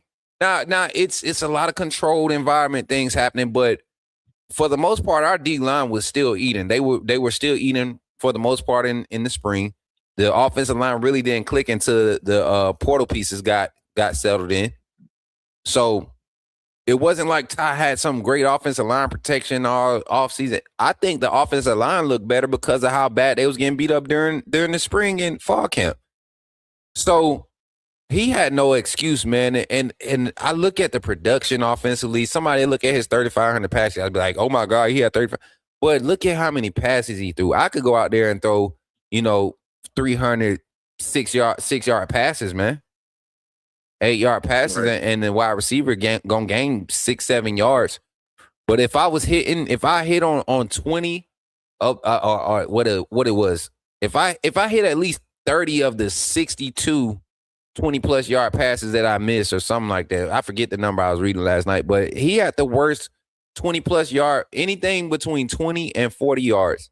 Ty Simpson right now, as far as draft eligible quarterbacks, he's at the bottom of those draft eligible quarterbacks right now. Yeah. He wasn't a good fit, and I think this just shows me everybody was clamoring for Ty last year over Milroe. Neither one of them were great fits for this system. Facts. But they had longevity at the University of Alabama. They were loyal to the University of Alabama. And this is what I'll tell people. Go back. I don't know what TV provider you have, but ESPN has what's called a Skycast view. It's literally like watching the all 22 view. I love it. Go look at the all 22 version. Go look at that Skycast view. It will show you throws that Ty was missing and he wasn't making downfield. And that'll show you what this scheme can work, but you got to have a quarterback that'll get the ball to the receivers. And Davin, even in that same breath, bro, I did the same thing for our defensive line performance. That's why I like the Skycast view, because you really can see what's happening in the trenches. If it's not working downfield, a lot of people just see it from the side and they be like, man, the wide receiver's not getting open, this, that, and the third. But if you look from Skycam view, there's run plays. We love to pull guards. We love to pull weak side guards for some reason. I don't know why. That was a thing for our run scheme. Pulling your weak side guard. You'll line the tight end up on the strong side and you'll pull your weak side guard. A lot of times you have your tackle asset is the one that's pulling when you want to, pull that leverage type of run blocking scheme, extended leverage. But I understand it in the sense of I saw it work at Washington, the pin and pull. We were trying to run a variation of that with what assets we have, right? When you have that as a running back, you don't have time to check step and then attack a gap. Sometimes you have to be intentional on creating a gap or jumping a gap. When Daniel Hill came in running aggressive against Indiana, that's where he had his success at. Sometimes you're going to beat your block to the spot and you're going to have to win that matchup. You're going to have to be physical. You want to fall forward 3 or 4 yards, but you got to get behind your pads. We didn't see that. The 2 or 3 times in the season, or 2 or 3 games we did see in the season, Jam Miller was healthy. As much as everybody beat up Jam Miller for playing with, half a brain this year, and I say it jokingly, but he dealt with a lot of mental things after those injuries, man. Yeah, you could tell. Yeah, his head just wasn't in it. You look at AK Deer's running style when he came in the game, the type of production. I do question personnel management when it came to that, but play calling, I still think Grubb has a different level of offensive play calling that we have yet to see come from him at the collegiate level. Yeah, I definitely agree. And I think what Grubb was trying to do, he was trying his best, and I feel like it was the same way with the Seattle Seahawks because they had a trash offensive line. Yeah. Now I'm not saying our offensive line was trash. I don't feel like the personnel fit what we were trying to do with the pin and pull. That's the only thing I feel. Fact. And I feel like Grubb was trying his best to work with what he had this season. I'm not excusing him because there were some times as far as like the flow of the game, he would just call a trick play, and I didn't really feel like we needed it at that time. But as far as like the scheme, this scheme can work. I feel like we will really see it this year when you actually have a quarterback that this staff recruited. You know what's crazy? I think this year you will see a staff that actually understands each other. Yeah. I think that's what you'll see. So Coach Saban did a similar thing his second year. He moved around some coaches, went and got some guys. And the second year you saw that what it was, six game improvement. Mm-hmm. Well, we went 10-2. No, we went 10-2 that second year under Saban. Second year under Saban, we went 11. No, we went 12 and. No, we went 12-2 because we lost the SEC championship game. Then we lost to Utah. Yep. So we went 12-2. And then the next season we came back and we went undefeated. Yeah. Came back and went undefeated. If you don't think and understand that college football, the landscape and how this talent spread is severely changed from when Coach Saban took over the Alabama roster and added to an already talented but undisciplined roster. A lot of people keep talking about Kalen DeBoer had a roster already made in heaven. No, he didn't. He lost 84% of production that was on his roster from the year before, and he was going off of some future evaluations of a staff that was there before him. Everything that was handed to him from Bama was what Coach Saban felt fit his philosophy. Just because, hey, athletes still have to learn systems if they want to be great. Right? They still have to learn systems. You can't have a whole bunch of athletes out there that are just good athletes and can win off of natural ability without staying within the grand scheme of things. That's when you have players overplaying, trying to make plays that they're not meant to make when they should be creating havoc to create the play for another defender. Right? That's when you got wide receivers, knowing that they're not getting the ball, they're not the first look, so they're not releasing off the ball. That's what happened year one. And then to see the turnaround year two, get in the SEC championship, get in the playoffs. I don't see why people are doubting this progressive path of Kalen DeBoer, man. I don't get it. It's crazy to think. And I think it's more so because media now is all about name watching. Nobody really pays attention. Everybody keep crying for Lane Kiffin, but yeah, that's a cool name to have on your staff. He knows how to create a lot of buzz, but look at what every fan base that he's touched has went through. Right, exactly. Come on, man. As a head coach, Tennessee, USC, now Ole Miss. Like, you're talking about programs that the Raiders. Well, we ain't gonna do that because they was in shambles when they gave. They've been trash. Yeah, they shouldn't. I'm glad they wasn't in Vegas when they gave him that job because he probably would have been going crazy. Come on, man. Final thoughts, Dad. We gonna get off this phone line, bro. I appreciate you for calling in, bro. Yeah, no problem, bro. Yeah, man, just Bama fans, just chill out, man. Just let KD and this staff work. It may not look pretty, but I truly believe they're getting the pieces in place to do what we have to do to make this season great. So, man, just trust this coaching staff, support your team, stop looking backwards to Saban, Kiffin, Sark. Them days are gone. College football is different. It's a new era. So just move forward, support this coaching staff, and he always support the Coach Smook Network and Roll Tide. 100%, bro. I appreciate you. Y'all give it up for Davin, man. And that's going to be the last call on the phone line today, man. Appreciate all the callers. We had 4 callers today. 4 callers today. Quality callers. Appreciate Zach, Carl, Mike, and Davin. Look at my on-screen producers. They catch hell sometimes during the show, y'all. And I feel like it don't even affect them no more. They be, and I be forgetting to take my all caps off. Y'all know I can't see, so I don't want them to think I be yelling at them, but I be trying to be kind of firm with them, and then they just start showing out. They did a great job today keeping everything organized because this show was not necessarily planned, right? I knew I was going to do a live, but I didn't know it was going to go as smooth as it did this morning. So I appreciate my team, Mary J, Amanda. Appreciate y'all for handling the ones and twos. Shout out to everybody in the chat.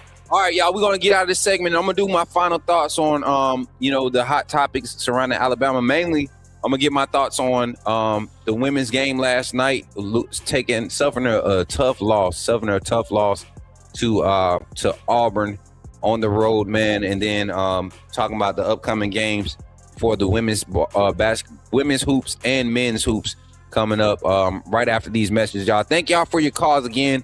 And don't forget, y'all, run the likes up. Don't stop liking the stream. Continue to run the likes up on the stream, both on YouTube, TikTok. I see y'all tapping the screen. Thank y'all. I did not get y'all comments, but shout out to everybody. My brother, Jim Reaper, he said, hope all is well, bro. At work, had to join in and real quick to show love, man. Appreciate you, Jim Reaper, my brother, one of my content creator brothers, man. We gonna be crossing back across that gaming bridge soon, y'all. I've seen the game that I might like. Yeah, y'all get to watch me grow through it and laugh at me. And yes, I am getting back on NCAA this weekend, sometime today, maybe. I'm getting back on NCAA, but we got a lot of things to do. Got exciting news, got exciting content to premiere today. Alabama great defensive back, played for Coach Bear Bryant, played for him when they won his 315th game, and then led the team, won the Liberty Bowl MVP in Coach Bear Bryant's last game, coached at the University of Alabama. Was able to get 3 interceptions in that last game. I wasn't born when it happened, but you better believe nothing but a winner. I watched that about 17 times already. Laugh at me if you want to. Anything Bama documentary wise, I feel like I've seen it. And I watch it and I feel like I've been there because of how much I watch it. So having him come on today is a great honor and a privilege. We crossed paths the first spring of DeBoer's coaching campaign. We crossed paths. I was doing coverage for Bama football on YouTube, and I think he had some of his grandsons or something like that. It was some kids that, I think were part of his foundation. They were doing a tour to campus, and I wanted to get that story, but it wasn't important to my boss at the time, so we missed out on it. So I'm glad that we have been able to get this opportunity to interact and provide you all with what Coach Smook Network has always done since we've been doing Alabama coverage and content. So I appreciate y'all. But we'll be back. My sister, chat, make it do what it do. The brand ambassador is in the building. Y'all, give it up for her. Y'all seen her announcement? That makes me feel good. Because guess what? Anybody that's on the team right now is a staffer. The messed up part is I can't pay them out my pocket right now. I can't pay them.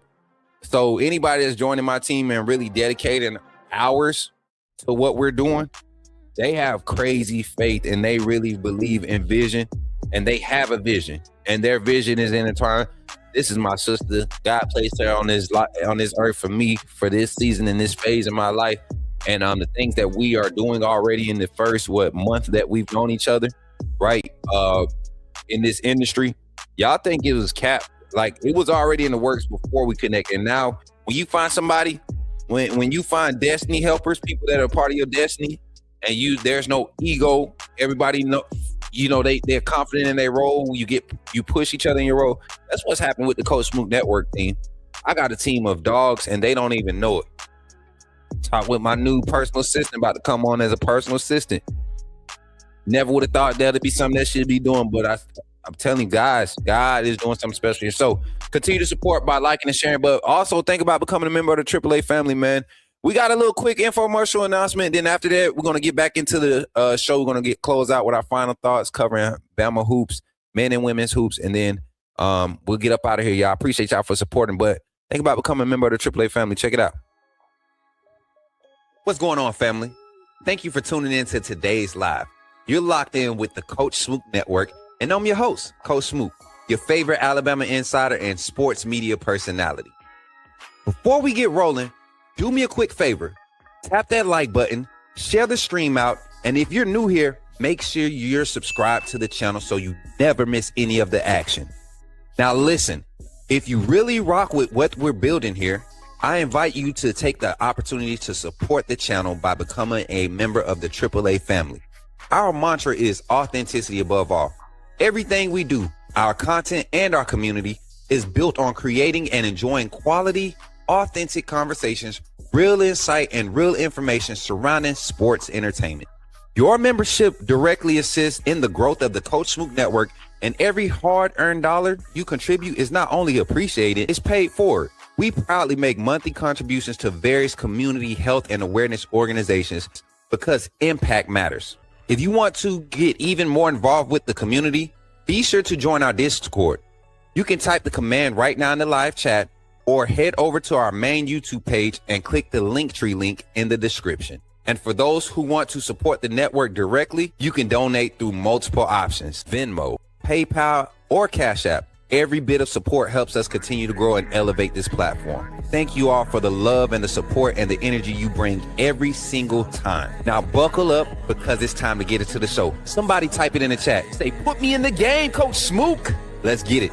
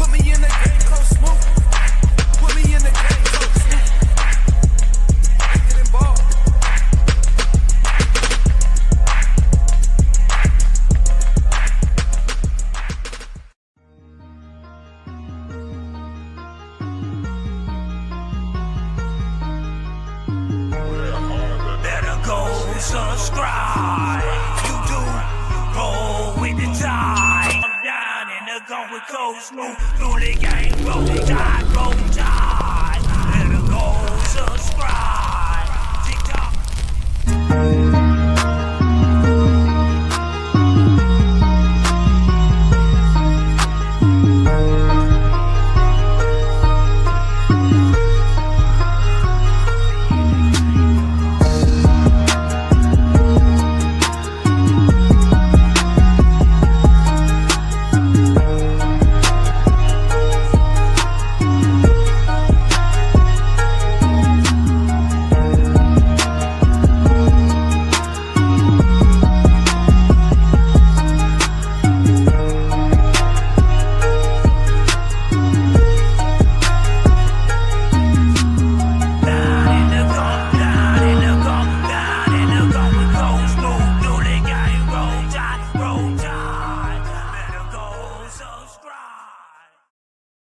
All right, y'all, let's get into our final thoughts here on the show, man. A little hoops with Smook before we get into our final thoughts on today's show. We didn't really discuss the portal additions. We had great calls, which is what I aim to do. So I will do a vlog, not a vlog, but I will do a VOD on some potential portal additions. I have about a list of 8 personnel I truly think Alabama are really going to target here as the portal window closes and players are still able to commit after the 16th. Let's talk about hoops, man. Bama women's hoops with Smook here real quick. Let me get that banner, Mary J. I know we got let me get that hoops with Smook banner. To last night, man, a very uncharacteristic game from our offensive performance, from an offensive standpoint for Alabama, as far as the type of momentum that we've been picking up throughout the early part of this season, falling to 17-2, playing another conference game, losing our second conference game, the first one against South Carolina, this one against Auburn on the road. Not the best shooting last night from this team as a whole, but our leading scorer struggled from the field, going 6 of 18. Jessica Timmons didn't have the best game shooting from the field, but in the last moments of the game to make it a game, hit a couple big shots, made a couple big plays. Carly Weathers came up big on the boards. And I need y'all to understand something. Carly Weathers is not one of our true bigs. She's one of the taller guards on the team, but she's not a big. She's more of a wing player and an auxiliary ball handler, right? So we lost the battle on the boards. I think last night the rebound differential was 28 Bama to 32 Auburn, and Auburn is one of the worst rebounding teams. The women's basketball team is one of the worst rebounding teams in the conference. So to have them win the rebounding battle that decisively, we can attribute it. It's not an excuse. We're missing our bigs. Lord De Silva, I cannot say her name. DeCosta, I believe is her last name. I can't say her name from then. I promise y'all, when I go to a game, I'm going to get her. I'm going to get a video with her, and y'all make sure I get it when I go to my first women game of the season. I have to get a video with her saying her name the correct way. That way we can do voiceovers, because we're going to be highlighting her name. If she stays at Bama for the next 2 years, we're going to be talking about her a lot. You're talking about a super athletic big. Right now, she's not available due to injury. And same thing with one of my favorite players on the team. I've been a big fan of her since her freshman year, Essence Cody. I like to call her Big Baby E, because she really knows how to move bodies in that paint. And you could tell that she's been in that weight room. I said it last year. She's dedicated to the weight room now. Her conditioning is getting better. Before that injury, man, Essence, she's I don't know what the extent of the injury is, but she's primed for all SEC type of season as one of the better bigs in the conference, as standing at 6'3". Well, like I said last night, JT Timmons, Jessica not having the best shooting night. We did not have a good shooting night from 3-point, going 25%, 5 of 20. Ace Austin, the big moment I felt like got to it at certain points in the game, played a little timid. Mike Jones, stop being bad. See, Mike, you acting up too. We're not here to be petty today. We're not here to be petty. But somebody that surprised me last night and impressed me last night, I wasn't expecting. I knew she was going to come in with like an aggressive and kind of a not bully edge. I don't want to say bullying, but you need that intensity. Lancia Ramsey, the Coastal Carolina transfer, that young lady last night played with so much energy. You would have thought she had 24 points, 20 rebounds, 7 assists, 10 steals or something like that. But she only had 6 points. She a quality high screen and roll asset. She works good off the block, even if she's not scoring around the rim. She's great ball control down low, and very smart on defense too. Very, very aggressive and high energy. I would like to see her as you see these injuries kind of mounted up with Alabama as they get healthy.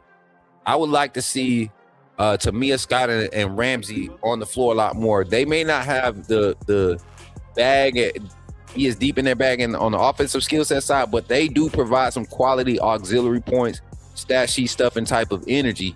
And you got to run those in spurts. I think the women's quarters are 10 minutes apiece, I believe. So you got to run them in 2 to 4 minute spurts and allow them to kind of provide some extra momentum for the offense. But going forward, I think this Alabama team is going to be just fine. Our next game, I believe, is against Tennessee on the 20th. If I'm looking at the schedule right. We have Tennessee. We host Tennessee 1 p.m. on the 18th, which is Sunday. Lordy Jesus have mercy. I can't make it to the Tennessee game. I wanted to go bad. Now, this game here is going to be a tough matchup. The fact that we probably won't have some of our key players back, this is going to be a big one, because Tennessee has a forward pair right now. These girls really they play ball. They play quality ball. They move the ball well in their half-court sets. Janiah Baker and Z Spearman, those two there are a force to be reckoned with down low. And I think Barker is the one that can shoot from range. Yeah, Barker is the range. She'll pull it from range. So our perimeter defense, active hands, being able to stay in front of our men. Auburn's guards were very quick, and they forced us to play off a little bit. If they were a better shooting team, they could have hurt us even more last night. So we got to be able to play disciplined defense. If Coach Curry, like she has done at points, she goes to that 1-2-2 type of zone. I like it. I like the 2-2-1 zone press that she runs with the robber, strong side robber. Whoever comes up, you go and play that off ball man. So I love that when we play with the high intensity on defense and we push the ball in tempo.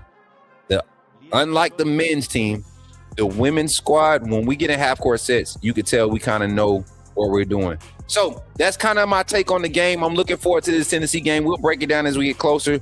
Men's hoops, I don't think we're in action till Saturday.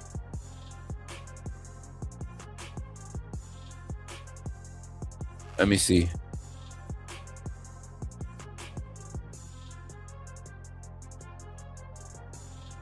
And where's my list at, chat? I'm sorry. I thought I had I'm going to start pulling all my files up. I'm going to just pull up a stream folder. I'm going to start putting files in the stream folder so I could be set up because trying to find them when I save them, like just as documents, is kind of hard.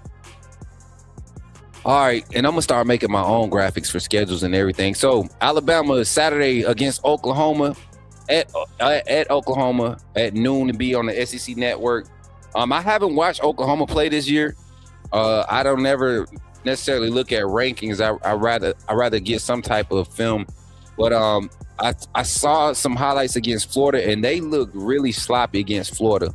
If they turn the ball over against us like they did against Florida, the way we shoot, being on the road, if we're able to capitalize on those turnovers and shoot the way we shoot, this could be an ugly game for them. They're giving up an average of like 84 points right now. We're scoring, I think 89, right at 90 points a game. So it's gonna be a crazy game.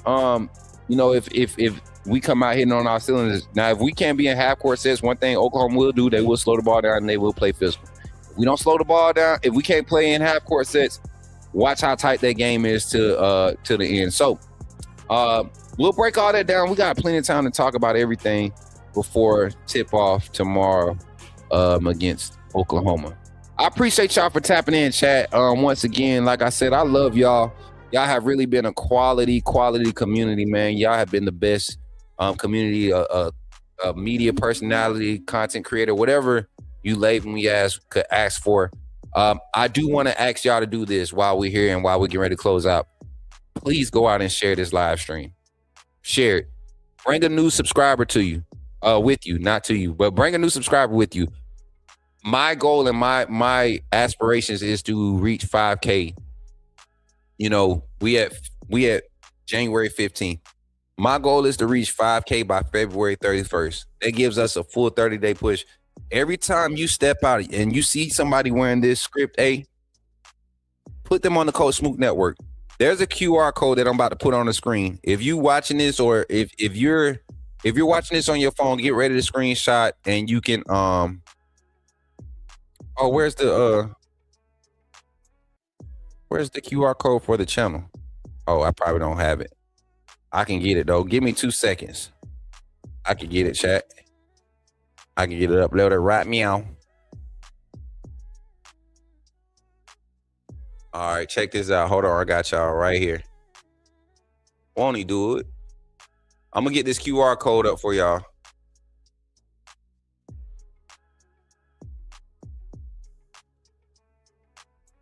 I'm gonna get this QR code for y'all.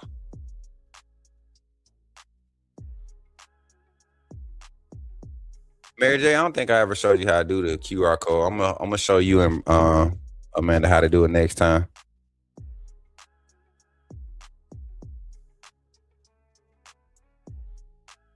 All right, so go into media assets and take this never mind, overlay. I get it. Media assets overlay. Boom. All right, y'all about to see a QR code come up on the screen.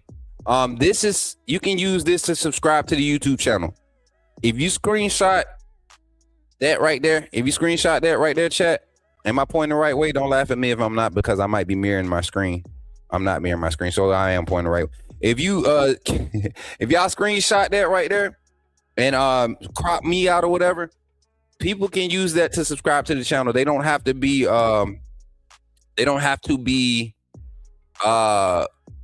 a YouTube user or whatever, if they scan that QR code, it's going to prompt them to either sign into their Gmail or their Google, and then watch the people subscribe, man. I ain't trying to get y'all to be like, Jehovah's Witnesses, and then, but word of mouth truly helps. And y'all did it so heavy during that Ty Simpson debate time and all that crazy stuff that Bam was going through. I would appreciate y'all if y'all continue to do that, man. I mean, it just helped us so much. I quick story, and then we're out of here. I was where did we go? It couldn't have been nowhere special. I was out at a restaurant, and the people recognized who I was. It's happening more frequently, but they asked me how it felt to be recognized from what I do on YouTube, and I honestly told them, I said it's a weird feeling, but at the same time, it is something that I've always wanted to be able to do. I wanted to be able to impact rooms that I walk in, and so if me talking Bama football and giving people a safe space to share, not necessarily share their comments, but to get some logic or what I feel like is logic or get my takes, and that brings some clarity to their thoughts as a fan of a team that I truly love and support, by all means, I'm down for it. And then if having this platform provides other opportunities for the next generation of athlete or media talent or entrepreneur or father or coach or scout or anything like that, if having this platform is a way to continue to push towards that dream, that's what I'm going to do. So I appreciate you all for supporting that vision and supporting that dream. And as always, man, shout out to our sponsors, Walk On Sports Bistro. We got One Scouting Network, Sports Info Solutions. Shout out to them. They're a new partner, y'all. Y'all know how I get. I gotta get them in on a few shows before it becomes fluent. But we appreciate their services and what they're providing for the Coach Smook Network. Then you got Helping Hands LLC. I mean, doing a great work. If you guys are looking to get a beautiful dog, I'm gonna show y'all something. Hold on. Come here, boss. Come this way. This way. No, not that way. This way. Come on. Yeah, good boy. This way. Come here. Come on, man. This way. Boss. What are you doing, man? All right, y'all. He acting crazy. He being real stupid right now. Here. Come here.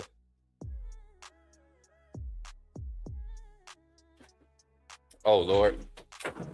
That's the exact reason why I want her to come over here. Diamond, Lord. But anyways, if you interested in getting you a nice XL Bully, AKC, whatever the AKBC papers registered, all that stuff, they take care of quality dogs. Goomba Bullies is there. Shout out to Yon Urban Streetwear and Apparel. They're going to be providing your boy with some pieces here soon. My brother launched his clothing line this past year and a half, 2 years running now. He been doing it. We both been on the grind, doing this independent entrepreneur thing and really just creating value in everything that we put our minds to, all the gifts that God has blessed us with. We're taking advantage of it and creating opportunities for others as we continue to network and connect. So I appreciate y'all for tapping in today. And y'all already know, man, AAA family, most of all, thank y'all. 169 strong members right now on the Coach Smook Network. So I appreciate y'all for supporting. And as always, man, y'all remember, if you see me in the streets, I need you to holler at me and say put me in the game, Coach Smook. Hey, listen, don't forget to check us out at noon. We'll be live here with Jeremiah Castile, former Alabama defensive back, current team supporter, staffer, ministry, mental health, whatever he just impacts young man. We're talking about his life past that. Bigger than ball. Episode 1, Alabama great Jeremiah Castile, Phoenix City's finest. Shout out to the home team. Y'all tap in at noon live. Share it up. Let everybody know we're going to have an Alabama great here on the Coach Smook Network. I'll catch y'all on the next one. Y'all be blessed. And roll tide to my Alabama family and SOS to my AAA family. Y'all be blessed today, man, and enjoy the rest of y'all day. See y'all at noon. Y'all be easy.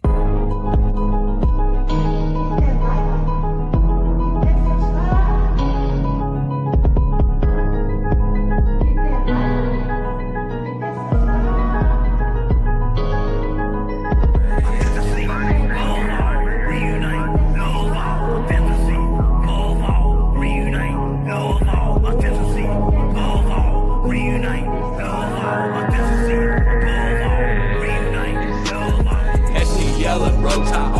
yeah, it's in my bones. Crimson in my veins, talking Bama in the microphone. Look me up on YouTube. True cut, straight from the stone. Ain't no selling fairy tales, I'm exposing what they want. Alabama football, yeah, I live it, yeah, I breathe it. From the streets to the bleachers, every angle, yeah, I see it, film, study, so militant. I ain't guessing a thing. Break it down, every snap is like a coach of the team. Authenticity above all, that's where I stand. If you ain't a real fan, you're a fair weather fan. They tried to box me in, and I keep the dough off the frame. Turn the pressure into power, put my stamp on the game. Put me in the game, coach, in the game. Put me in the game, Coach Smook, that's what they saying. Put me in the game, coach, in the game.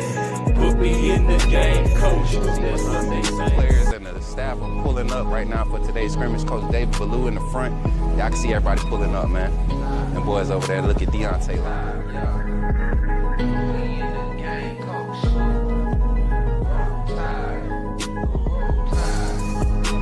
Hey, I'm walking out of Walmart. Hey, what's your name, bro? Man, my name Michael McKinney, man. I'm a true Alabama fan, and this man does a good job on his podcast. What's up, bro? Reviewing Alabama football. Keep doing what you're doing, man. Appreciate that, bro. Roll Tide.